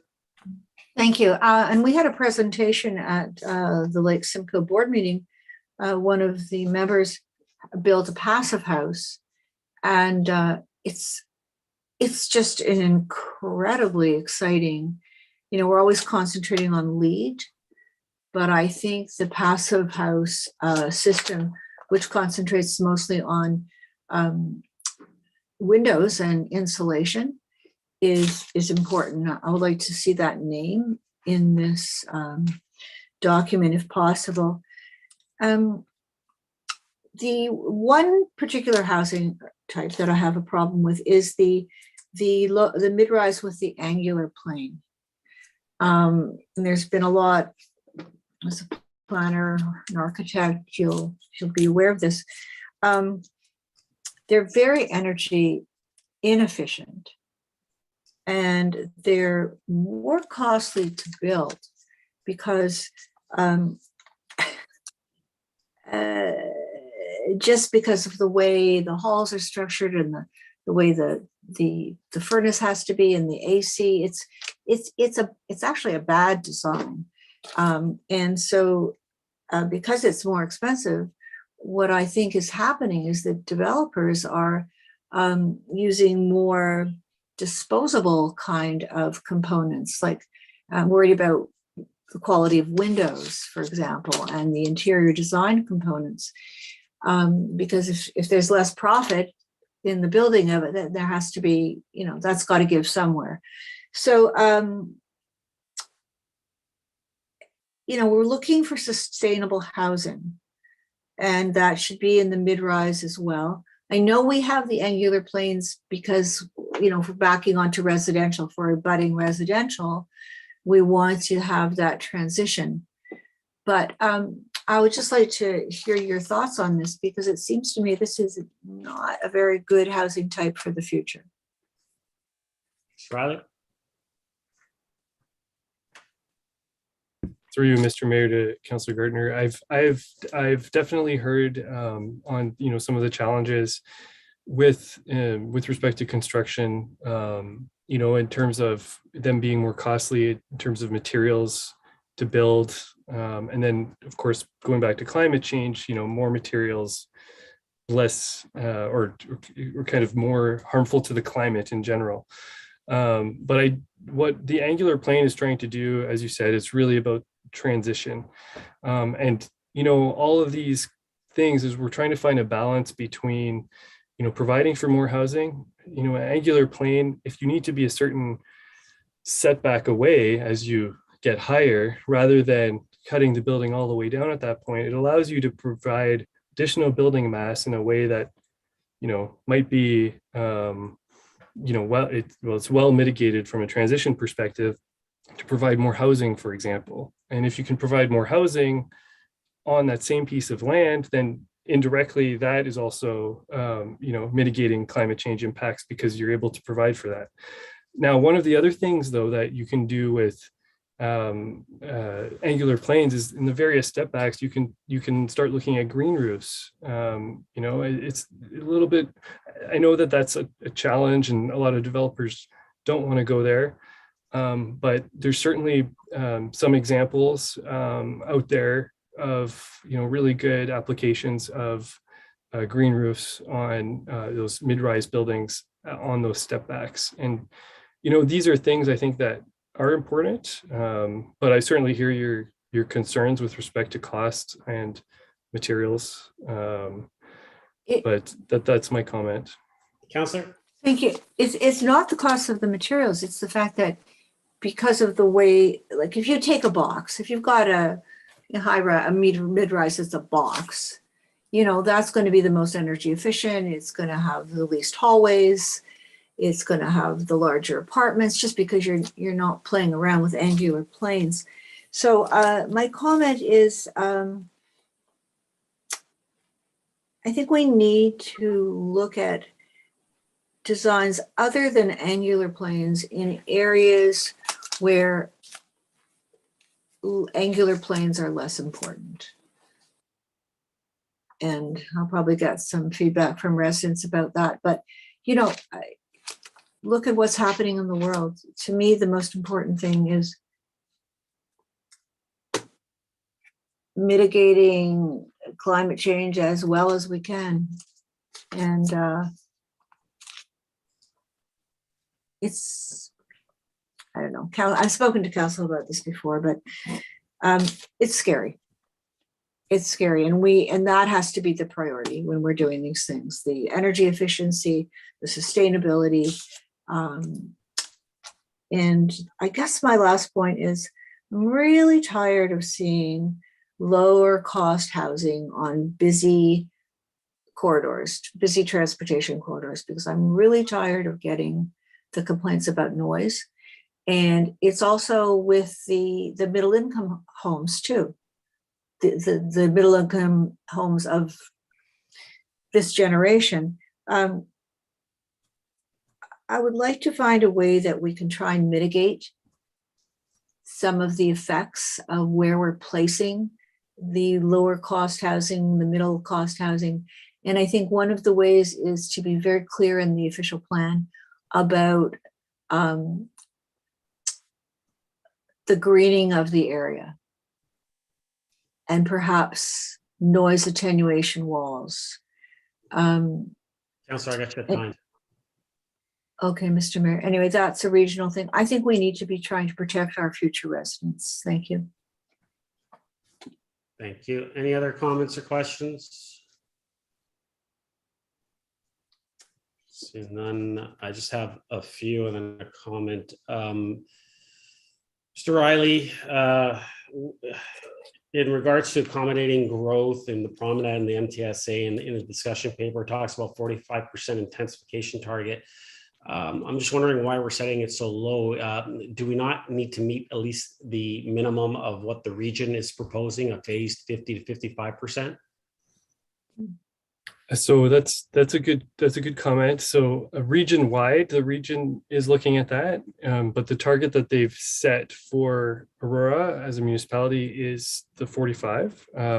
Now we've looked at this. We think that 45 is certainly reasonable, but it does not preclude the town from approving development applications that go beyond the 45%. It's a minimum target. It doesn't mean that we're, down designating lands, not to permit residential or, residential development within the built up area. It's just on a region-wide basis, the region is moving forward with the 45% target. Okay, thank you. Yeah, I think we can hit a higher number, but your explanation is fine. Just a few things. I like the fact about that we're going to put in the OP the cultural and heritage landscapes. I know that was something that we discussed last term, and we wanted to make sure that is part of the OP, which is great. The CPP, establishing it within the OP, and I know that there's still going to be a lot of work after the fact. Looking at the climate change components, the attainable housing, I think is a great way of defining what we're trying to achieve as far as making sure that housing is attainable for all in our community. So I like that. Complete communities, obviously the community hub that was talked about. I think all that's great. And I think that the one word that I think that really talks about Aurora and how we expect to grow is gentle density. And I think that's a really great key word. And now I'm just going to maybe jump on my soapbox. I know a few of us jumped on our soapbox, so I'm going to jump on mine a little bit about official plans. And I've said this many times, right? I mean, obviously, official plans are key to any municipality. And when we develop them, it's structured in a way that it says that what is going to be built can be built in certain locations, and it is what is envisioned by the community. So that way it is not overpopulated and it's not overdeveloped, and not every inch of space is developed. At the end of the day, that's what we're trying to achieve, is that vision. And we spend a great deal of time, taxpayer dollars, in developing these official plans. We just saw through this report, 2019 is when we started this. This is not going to be done until the end of 2022. It's an incredible amount of staff time, the consultants, public, us as council. It's just an incredible amount of time, an incredible amount of taxpayer money. And we do it so that we can meet the growth targets in our communities, so we can grow responsibly and provide that diverse housing stock that we need and intensify in the right areas. But what I'll say is what I always say, and this is the part of that's my soapbox, is that it all is meaningless if we continue to have an outdated, archaic tribunal that can overturn the decisions of us upholding our official plan. And so until the province changes planning policies and allows us to be the ultimate authority when it comes to land use planning decisions in our own communities, this is not going to be worth the paper that it's written on. And I hope that changes, and I hope that we can move forward in a way that ROP, which meets the provincial policy statement, meets the growth plan, is approved by the province ultimately. So therefore, I think it's a very simple solution moving forward, is you get rid of the tribunal, and what we do is we have an understanding that we put forward the vision, we know what we will allow to be built in our community, and the development community knows what they can build in our community. And if you really want to cut red tape, and this is straight to the province, and I'm looking in the camera and I'm talking to the Premier straight, if you want to cut red tape and you're serious about it, and you want to be able to provide affordable housing, and you want to get supply up, well then have the development community follow the official plans of the communities. You'll cut a lot of red tape real quick. And you know what? And we'll be better off for it, because communities will grow, keeping the character of their communities, having that uniqueness, and providing the type of diverse housing stock that is needed in each of the communities. And so That's my soapbox for tonight. But I appreciate all the work, and I think we're on the right track. And this is a very exciting time, I think, for our community as we continue to grow and grow responsibly. And I want to thank each and every one of the councillors for all their comments this evening. I think it's going to go a long way to developing an official plan that hopefully, once the province makes planning changes to the process, will allow us to uphold our official plan. So thank you. And with that, I'll call the vote. All those in favor? Opposed? That carries. Council, it's 10:10. Do I call a health break, or do we just keep going? Councilor Gardner? I have a question, Mr. Mayor. Are the two next issues time sensitive? And perhaps we could pick one of them to continue with. I don't think we could go for another two. I know we have a presentation of staff. Perhaps we could do that and then call it a night. I think some also might have had some thoughts of getting the Oh, we have two presentations, maybe. for the options for the LDD. I think that's something that. How about we just keep going and we'll see how far we get, and if we have to cut it short, we'll go from there. Thank you. And the presentations probably, after the presentations, we'll probably have very few questions. Thank you. Okay, so we'll just keep going. No health break. Okay. I don't know what everybody else thinks. I don't see anyone saying that they're flagging me down for a health break. So I guess we'll keep going. Okay, so 9.3. It is. So we'll pull it up here. Sorry, 9.3 Sport Plan Progress Report. We have a presentation from Aaron Hamilton. Aaron, welcome. Good evening. Good evening. I'm going to start by sharing my screen. So just give me a moment to bring it up here. Is everybody able to see my slides okay here? Yes. Yep. Excellent. Thank you. Good evening, Mayor Maracus and members of council. Thank you for having me this evening. Tonight, I will provide an update on the work related to the sport plan outside of the information shared in some previous council reports over the last couple of months. This evening, I'll focus on 4 areas. The first being the adverse effects of the pandemic on our sport community. Next, gender equity and the work that we've been focusing on over the last year, as well as education and partnerships, and the progress that we've made in those areas and where we'll be moving forward in 2022. As with every area in the community, the pandemic has had an impact on sport. We are seeing a reduction in participation rates across the sport community as a whole. And it is unclear if the reduction in participation rates are going to be a permanent reduction or if they're temporary until more people are comfortable returning to sport once we move farther out of the pandemic from where we currently are. Although a report done by the Canadian Women in Sport results showed that 25% of females that were involved in sport pre-pandemic have no intention of returning to sport post-pandemic. So that stat right there is a concern, as participation rates amongst females were lower to begin with. So something we need to keep an eye on and does impact our sports ability to plan moving forward in the future. So as an example, our spring summer sports, one organization saw an 80% reduction in their participation numbers last summer, and they're not sure what this summer will bring. As for our sport organizations, a large portion are volunteer driven. The administrative requirements of the organization increased substantially over the last 2 years. So these are volunteers who were dealing with their day-to-day jobs, their kids, and then on top of that, working numerous hours in the evening, trying to determine if sport was on again, off again, what are our protocols, what changes, can we continue, who's allowed on the ice or who's allowed in the pool. how many people? So it has really taken a toll on a community that was driven by volunteers and struggled to secure sufficient volunteers to begin with. And that has increased as a result of the pandemic.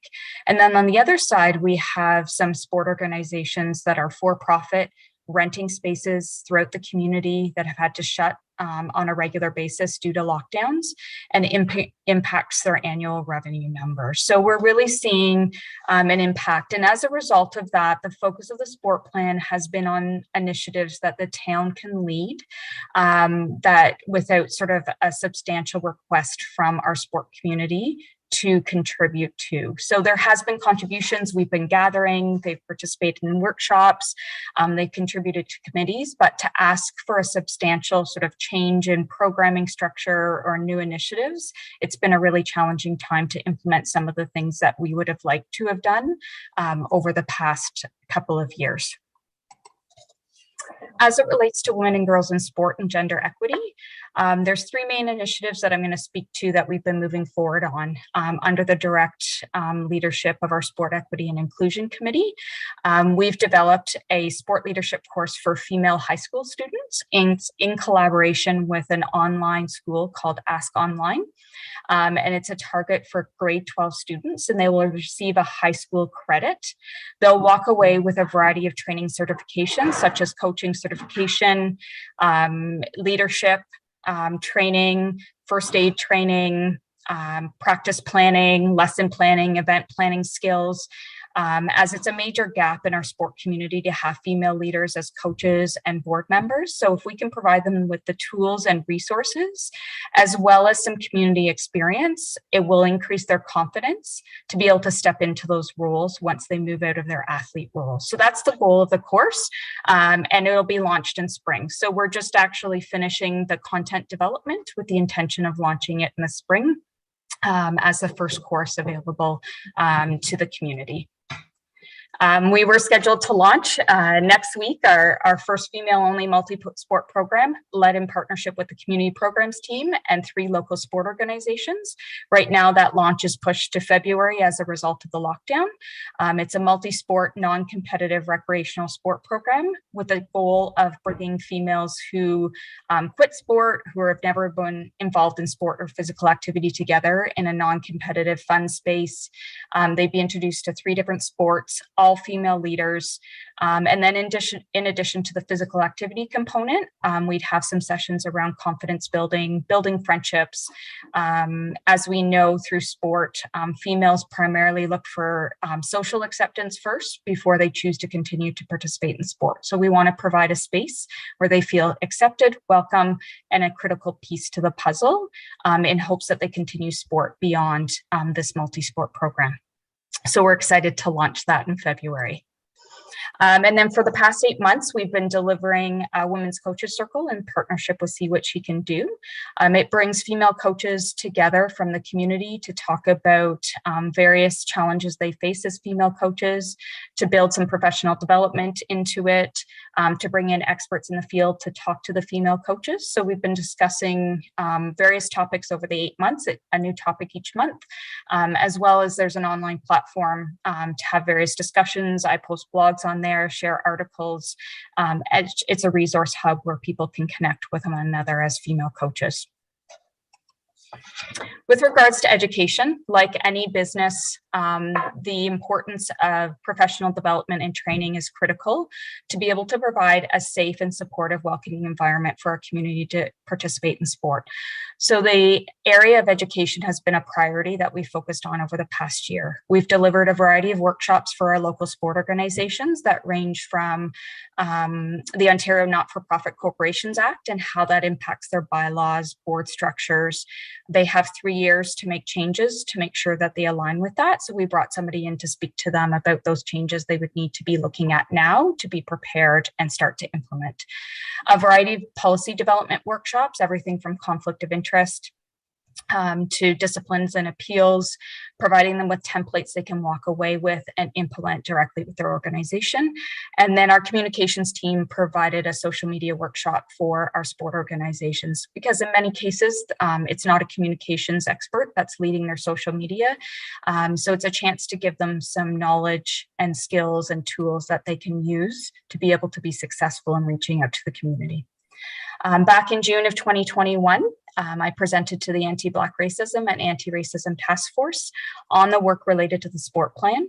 Based on the feedback and direction received from the task force, we've been moving forward and building a collaboration and partnership with Sport Law to bring a policy to implement with our local sport organizations on diversity, equity, and inclusion, as well as training and tools and resources on how to implement that policy, and some trainings on how to deal with situations that may arise in the sport community as they're working with their members and providing a supportive and safe space for their members. So over the next 3 months, we'll be implementing that initiative with our local sport organizations. And then we've delivered a series of healthy return to sport workshops. So recognizing in the early stages in particular, it was quite a long lockdown from sport where people weren't gathering in person. The pandemic has had a different impact on different people, and people would be returning to sport with different feelings, comfort levels. What were they prepared to do? Some people hadn't been physically active during any lockdown. They weren't returning necessarily in the same shape that they left in, and so their comfort to return. And so providing our coaches and our administrators with the skills and tools and resources to provide a very supportive, welcome, and healthy space for everybody to return, and allow them to transition back into sport at a pace that they were prepared to do so. So what types of conversations could you have with your athletes? What types of conversations can you have with your coaches? What questions can you ask? So that we're really encouraging and ensuring that people are returning and staying in sport for the long term. And then the last area that we focused on is partnership development. A number of partnerships have been developed right prior to the pandemic. A pause on the work that we were doing with those partners needed to happen as a result of their need to focus on sort of their clients and the immediate needs of their clients during the pandemic. So an example would be the Center for Immigrant Services, where they really needed to focus on housing and supporting their clients through the pandemic, education, English as a second language. And so they couldn't bring us into their facility. Lots of facilities were closed down. So we're really working to reconnect with those organizations. We've been in touch with them on a regular basis, but how do we move forward from here? Obviously, each time there's a sort of lockdown and change, we revisit sort of how we move forward, what's realistic, and how can we achieve the needs of our community to ensure they can be engaged. Two new partnerships that have recently taken place over the last couple of months is the Center for Immigrant and Community Services. They've just opened a location at the south end of Newmarket to service Aurora and Newmarket. Their focus is on youth, seniors, and women. And so we're working with them. We've had an initial meeting. We actually meet with them again next week. So members of the community services team are joining us in those meetings, and we're looking at how we can provide tools and resources to youth to engage them as volunteers, to be critical members of the community, as well looking at ways we can bring them into our facilities, introduce them to our facilities through tours, so they can become familiar with the spaces prior to registering for programs. So those are various things that we're looking at in developing partnerships. Another example is the use of the loft. Could they bring some of their youth in to use that space and become familiar with that space? And then in regards to the Canadian Parks and Recreation Association, they launched a gender equity 4-part workshop series, and they highlighted Town of Aurora and Sport Nova Scotia on best practices as it relates to gender equity. So I participated in a series of interviews that were used and shown during the workshop series, and then those are incorporated into the toolkits that are provided for communities across Canada to address gender equity in sport. So as we move forward in 2022, we sort of continue to monitor what's happening with the pandemic, supporting our sport organizations as best we can under the circumstances of looking at how the rest of the winter season will look for those that are spring, summer. What will they be permitted to do? Will they have a sort of what percentage of members will return, and how do we plan adequately for our upcoming season? We'll continue to focus on partnership development, re-engaging the community in sport.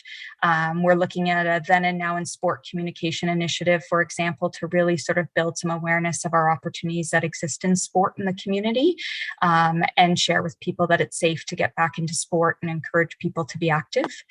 We'll continue to work on, and we'll have a report coming in the next few months as it relates to the sport tourism strategy, local sport organization education, sport for persons with a disability, in particular persons with physical disabilities is a major gap in our community. And so how do we engage them in sport? And then working on equity, diversity, and inclusion, and starting with our partnership with Sport Law and Strategy Group and implementing a policy and education training piece there. So that wraps up my presentation for tonight in terms of the work that we've done and where we're moving as it relates to the sport plan and the work with regards to sport. So I welcome any questions that anybody has with regards to the report or presentation tonight. Thank you, Erin. Council, first, can I get a motion to receive for information? Councillor Thompson, second by Councillor Gardner. Any comments or questions to the presentation of the report? Councillor Gardner. I just want to thank Erin very much. It's to me, this was a very exciting presentation. Lots going on despite the hardship of the time, and I really like the sports leadership course, and you get a high school credit for it, which is even better. But I just like everything that you've presented, Erin. Thank you for your work. Through you, Mr. Mayor. Thank you, Councillor Gardner. Appreciate the comments. Great. Thank you. Councillor Thompson. Thank you. I certainly echo Councillor Gardner's comments. I mean, it's a great presentation and a very impressive list of work that's been done, especially during these challenging times when so much is going on and so many things are a challenge these days. But I had one question for you. Through you to Erin. Did I hear you correctly when you were talking about the Canadian Parks and Recreation Association that they look to the town of Aurora and some of the initiatives that you and the town have implemented as a sort of a best practice or as a leader for other municipalities to follow? Perhaps you can expand on that. Erin. Excellent. Through you, Mr. Mayor. That is correct.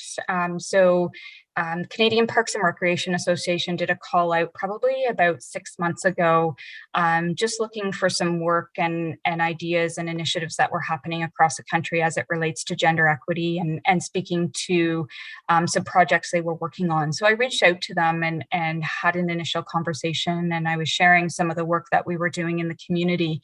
And as a result, they came back and asked if we could be one of 2 organizations that were featured in their workshop series as it relates to gender equity. So what they did was throughout the fall, September, October, November, ran 4 3-hour workshops.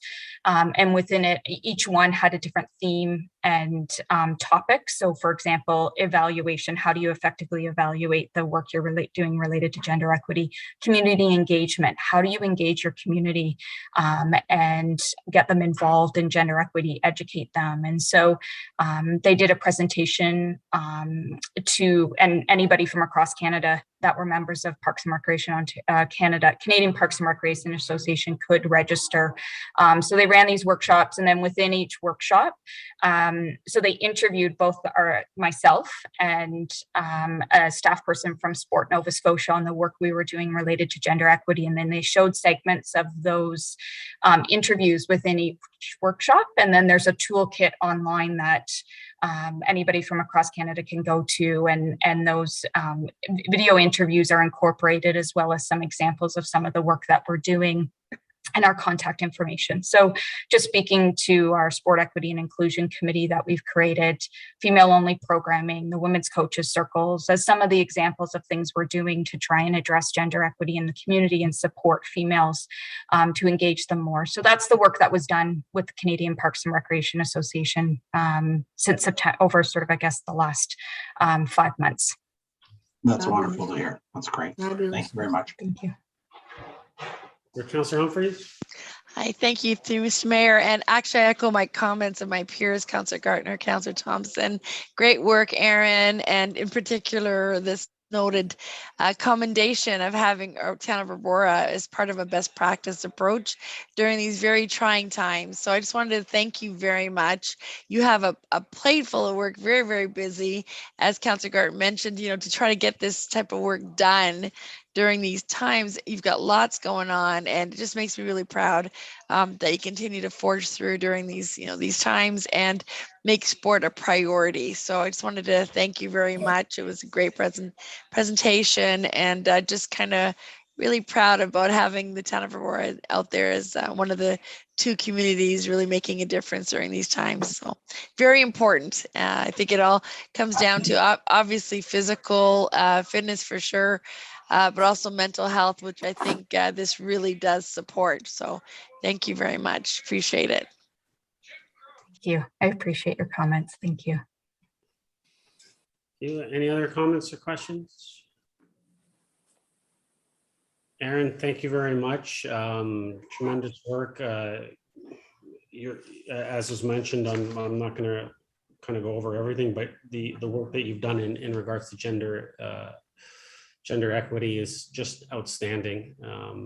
I've sat in on some of those meetings and discussions, and it's just incredible what we're doing. And another example of how we're leading the way, and we have no one to thank but you and the rest of the staff for the work that you guys are doing in regards to this. So thank you very much. Thank you. Appreciate it. Thank you, everybody, for your time this evening. Take care. Council, call a vote. All those in favor? Opposed? That carries. Motion to extend. Councillor Humphrey, second by Councillor Gallo. All those in favor? Oh, Councillor Thompson, point of order. Member X, as we did once before, can I ask that should we, this item take a bit of time when we go past 11, we forego the new business section? If we pass 11, yes. Yeah. That's fine. So call a vote. All those in favor? Extending? Opposed? That carries. All right, last up, we have 9.5, LDD control options. Let me just pull it up here. This one, we don't have a presentation. Recommendations that report number OPS 22-001 be received.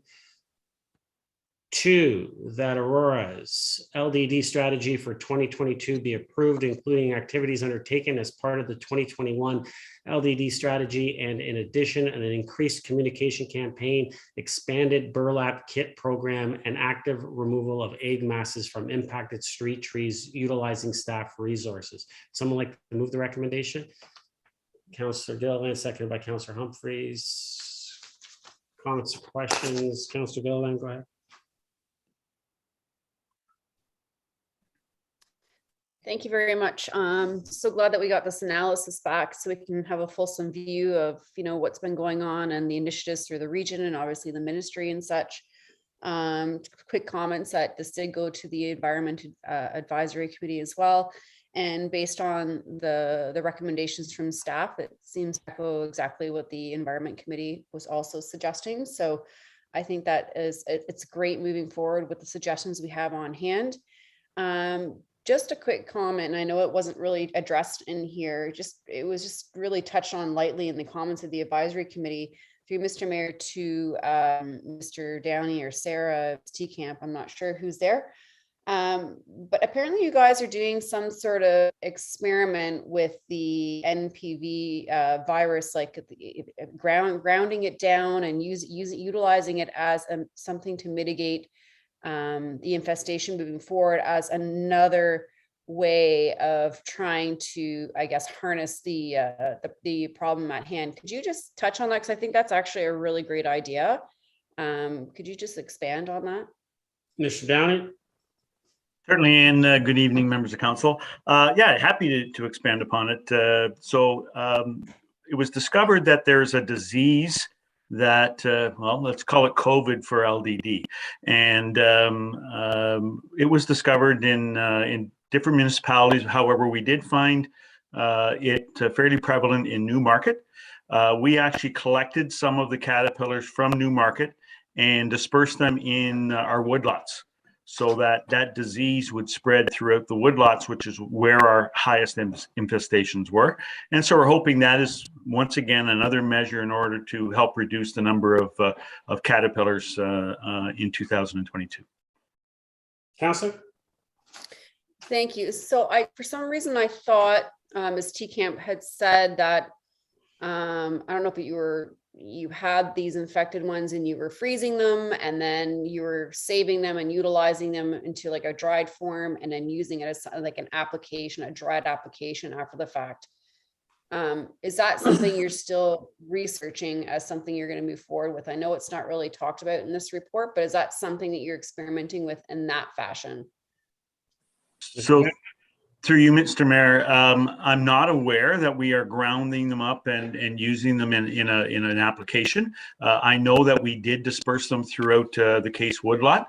If we are doing something else with them, I am not, Sarah hasn't discussed that with me, so I'm not fully versed on that, but I do know that we did put some into our woodlots, which is where we had our highest infestations last year. Councillor? Thank you. Okay. I'll speak with Ms. Teekamp after. It's obviously, it's not integral to this, what we're doing right now, because we've got a pretty good solution moving forward and we are utilizing the MPV infected virus. And I just want to confirm that I did tell this to Ms. Teekamp that I did identify the virus in our residential area, not necessarily the woodlot. So that's good news to know that it is actually prevalent in the residential areas as well. So I just kind of wanted to point that out. But thank you very much. I support the motion moving forward. And I also, echo and agree with the comments made by the letter from the Ministry of Environmental Services that was also included. So thank you for that, because I think that really kind of sets the tone. Thanks. Thank you. Councillor Humphreys, I got next, and then Councillor Humphreys.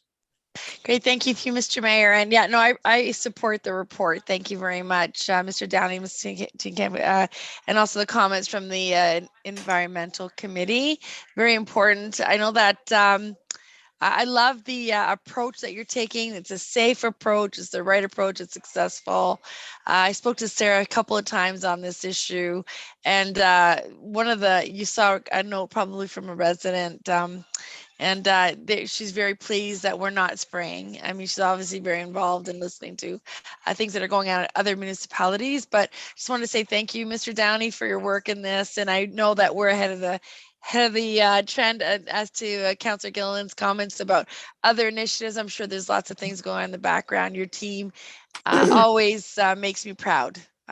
Constantly do a great job. So I just want to thank you very much for the report and moving forward in this area. Thanks. Thank you. Councillor Gallo? And I support what we're doing. I just need some clarification on the recommendations that are in the report. I don't know what, and someone clearly missed something. I don't know what the LDD strategy for 2022 is.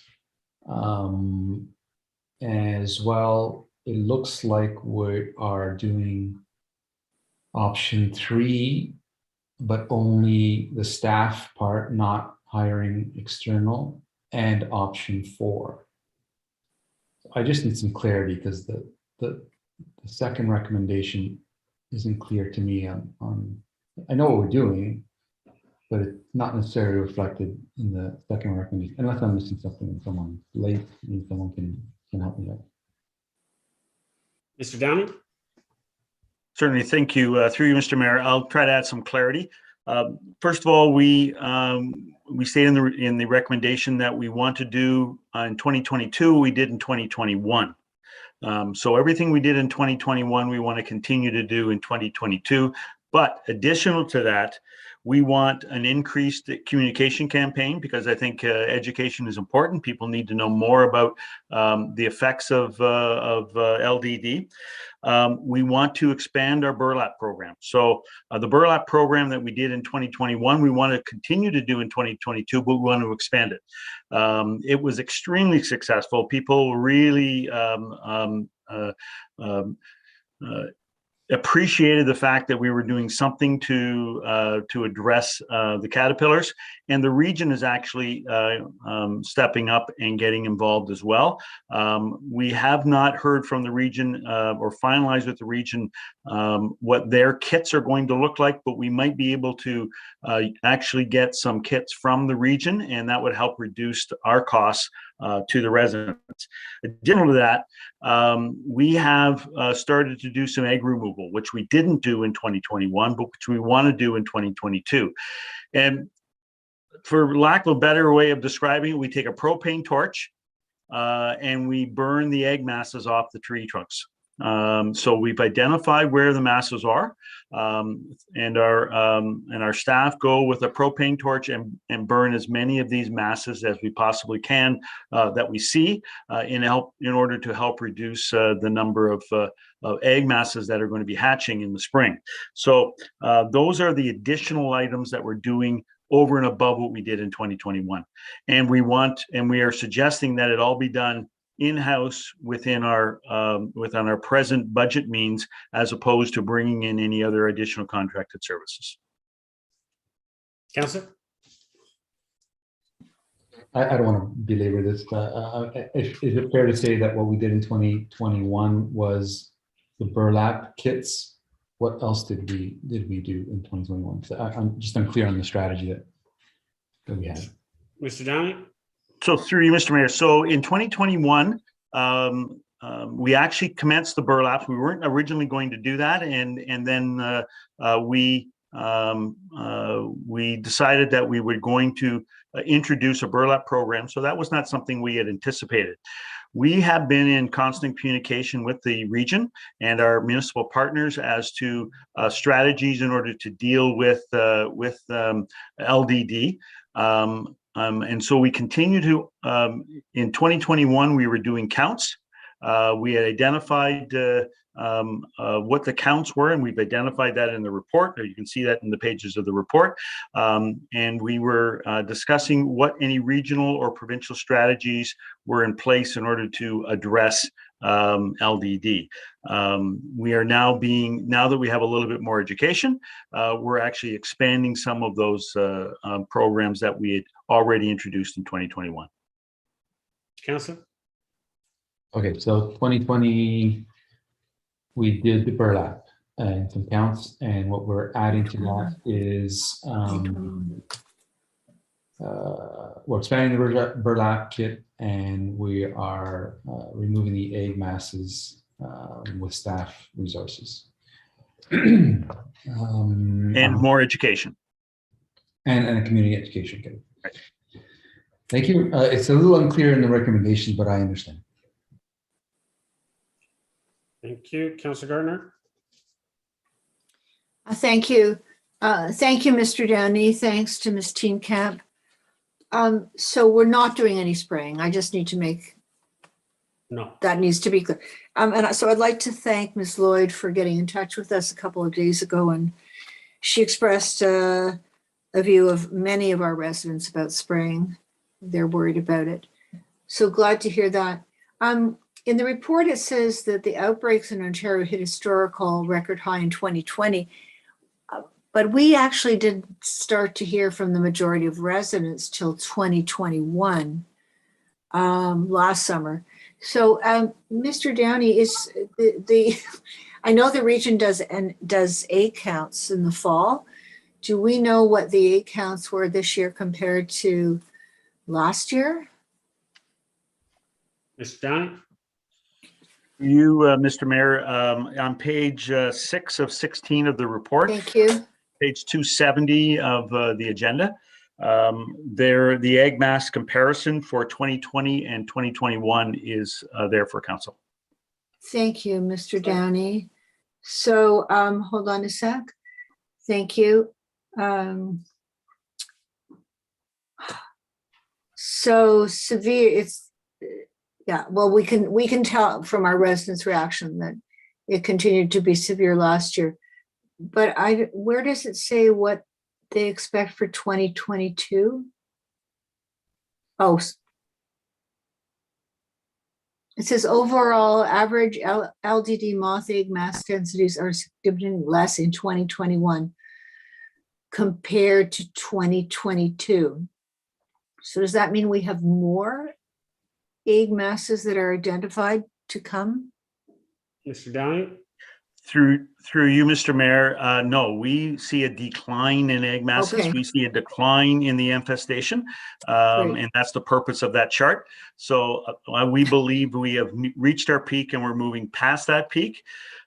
But in saying that, we're still in a concern with regards to defoliation. So we're still in the severe stage with defoliation based on the egg masses. So we're not out of the, I don't want to use a pun, we're not out of the woods yet, but we're getting there. And we're on the right track. Councillor? Thank you. Yes, I'm not good at reading charts, but I should have been able to read that one. Thanks, Mr. Downey. Well, and I think that needs to go out as well when you're doing the education piece. Yeah. Thank you. Thank you. Councillor Kim? Thank you. Mr. Downey, in the report, it talks about the experience of Richmond Hill, Markham, and Vaughan with regards to using heat to burn off some of the egg sacs. So I'm assuming that they did this last September. I guess I think I answered my own question. I was going to ask regards to what the results have been since the spring, but I guess they won't even know until this spring, and we obviously wouldn't know until the spring of 2023, right? No. Oops. Through you, Mr. Mayor, we wouldn't know the results of that until the spring of 2022. So we're hoping that it will have a definite positive impact, particularly in our higher density areas with regards to the egg masses. There are some areas of town that have higher densities of egg masses than other parts of town, and those are the areas that we're concentrating on in order to get those egg masses under control. Councillor? Okay, so did Vaughan and Richmond Hill and Markham, did they start their program in 2020 September or 2021 September? Same as us. Mr. Downey? Through you, Mr. Mayor, they started the same time as we did. Newmarket is looking at either scraping them off or power spraying them off. And we find that burning them off seems to be a little bit more effective, but whatever you can do in order to disturb those egg masses is a good thing. So we are somewhat living and learning here a little bit as to what are the most effective ways, but we believe the burning of them with a propane torch seems to work most effectively. However, it's not the only method. And if there's a resident listening, I'm not suggesting you get your propane torch out because I don't want you injuring the tree. You can still scrape them off and you can power spray them off. But if you see an egg mass, removing that egg mass has a very positive impact on reducing the number of caterpillars that you're going to be seeing in the spring. Councillor? Great. Thank you very much, Mr. Downey. Thank you. Councillor Gilliland, second time. Thank you. Through you, Mr. Mayor, to, I guess, council members, just to follow up on what Councillor Gallo was saying, we're also doing a workshops throughout the year on invasive species as well and insects. So I think that it's a great opportunity with the LDD education campaign to also piggyback on that, which will be a new introduction for 2022, since it wasn't able to be implemented last year. And I also just kind of wanted to say, yeah, I agree. The education is such a huge component that we kind of, I don't want to say we lacked, we just didn't have as much preparation and resources to really, I guess, do the education in advance. I did notice that the burlap was completely, call it sold out or free or whatnot. And it was really a hot commodity. We couldn't get it. Although there were still a lot of people that were using it incorrectly. They were, wrapping around their tree, and they inadvertently just thought because they wrapped it around the tree that the caterpillars would just not travel up it. But you actually have to learn how to harvest them to actually make it work. And I also noticed a lot of people had tape around their tree and they had it on the wrong way. They would have it on well past the time that it was even effective, and actually would cause more insects and rotting underneath. So definitely some more education is needed. And if I can just mention about the egg massing, I know you mentioned you were cleaning them off of the actual tree itself, but it's also important to note with residents on their site that these egg masses will be found on decks and underhangs and rocks and the side of your house. It could be anywhere. It doesn't necessarily mean that on your tree only. And it is quite easy to scrape these egg masses off, but it is highly recommended when you do scrape them off that they are, you scrape them off into a soapy bucket or something to, I guess, drown the actual eggs. And they do say if they do fall to the ground that that's not going to solve the problem. So I don't know about the whole water spraying thing, just based on the information that I've read and consolidated with the invasive species departments and the ministry. But definitely scraping into the soapy water or the propane like the town's doing, I think is a great mitigation strategy. So I'm really looking forward to piggybacking on some of these workshops. And obviously there's some great videos out there that are at our fingertips for resources with the Toronto Conservation Authority that they've already released. So hopefully we'll have some of our additional resources to offer to the community. And I'm glad we got this in the forefront early, because if we did decide to spray, you need to make that decision by at least February in order to make it effective. So I'm glad we got this on the table now. Thanks. Thank you. Any other comments or questions? Call the vote. All those in favor? Opposed? That carries.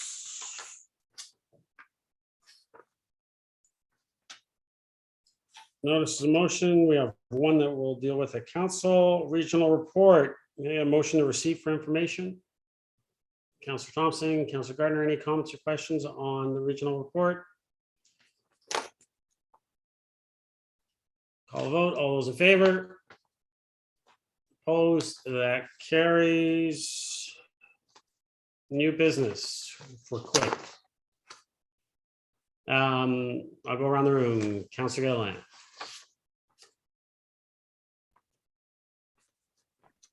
I do not have any new business. Thank you. Councillor Gardner, new business. You're on mute, Councillor. We're continuing to see a lot of illegal secondary suites.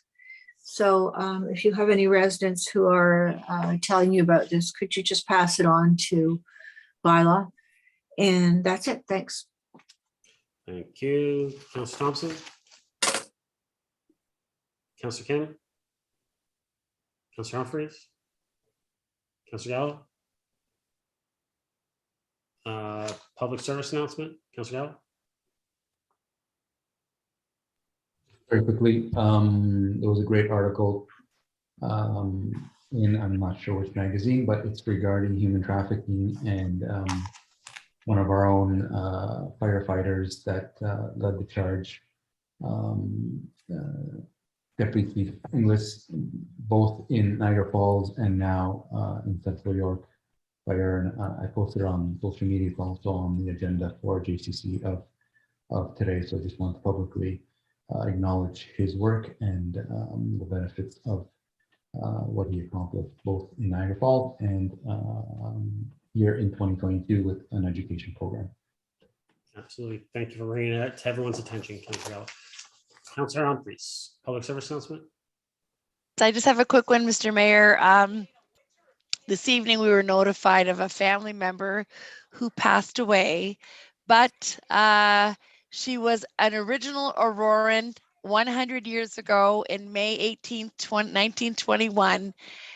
She's Marion Jones and lived right beside the tannery and tells a story all the time that she thought that snow was brown because she lived right by the tannery. And I'll tell you, she lived a good 100 years. So sometimes, you know, it's the genetics, but we just a celebration of life. She's a wonderful woman and a proud Auroran at that. So I just wanted to share that. And thank you, Mr. Mayor. You signed a certificate for her 100th birthday this past last year in May, and it was a big treat for her to receive that.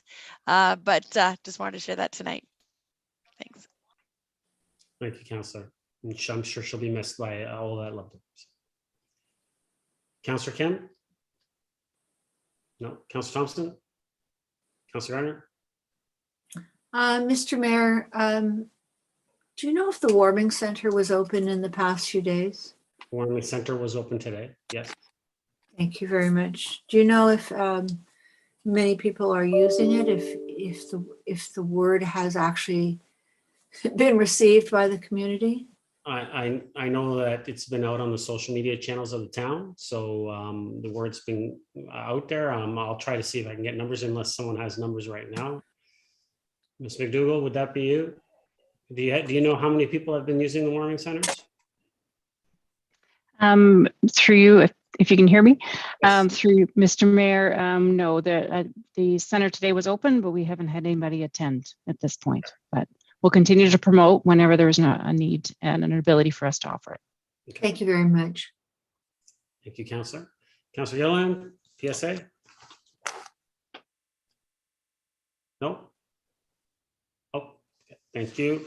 I just have a few, and I know we want to get out of here before 11, but I did, before I start anything, I wanted to welcome our new manager of communications, Carly Smith, who's with us this evening. This is her first meeting with us. I don't know if, Carly, do you want to turn on your camera just to wave and say hi to everyone? Maybe? There she is. And council, I know that she's reached out to each of you, and I know you'll each have an opportunity to sit down with her and have a conversation, obviously virtual at this point. I have. So Carly, welcome. We're looking forward to working with you, and you're so far, I think you've been a great addition, and I think it's exciting to have you on board. Thank you, Mr. Mayor, and all of committee. Thank you. I'm just going to cut out a whole bunch of stuff, but I think it is important that obviously starting on January 5th, the province of Ontario moved back to a modified version of stage 2 of Ontario's roadmap to reopening for a minimum of 21 days. As a result, many facilities and amenities are currently closed. In addition, the town's upcoming e-waste event scheduled for Saturday, January 22nd will be canceled. So for updates on waste and recycling events, visit aurora.ca/waste events. While the town's fitness center is currently closed, you can still enjoy our virtual fitness classes in the comfort of your own home, learn about our virtual programs, and view the schedule online at aurora.ca/fitness classes. Now, while these restrictions are in place, we encourage you to get outside as winter temperatures allow. There are many outdoor amenities, parks, and trails to explore, and town staff have been busy installing our outdoor rinks in Town Park, Machel Park, and Ada Johnson Park. Now, these ones are natural outdoor rinks with no refrigeration and are solely dependent on outdoor weather conditions. They are open as of today. I know it's pretty cold out there to go skating, but maybe tomorrow might be a better day to get out there and have a skate. But if you want to get up-to-date information on all our outdoor rinks, there are some that are volunteer-led. Councilor Gallo, I know you do the one over at Diamond Jubilee. Those ones need a little bit more snow on the ground to get started, so they will be up as soon as possible. But you can visit aurora.ca/outdoor rinks for more information and any updates on any of the outdoor rinks that are coming. And that's it for this evening. With that, council, ask for a motion to adjourn. Councillor Thompson, seconded by Councillor Gardner. Call the vote. All those in favor? Opposed? That carries. We are adjourned. Have a Thank great you. week, everyone. Good night, Stay safe. everyone.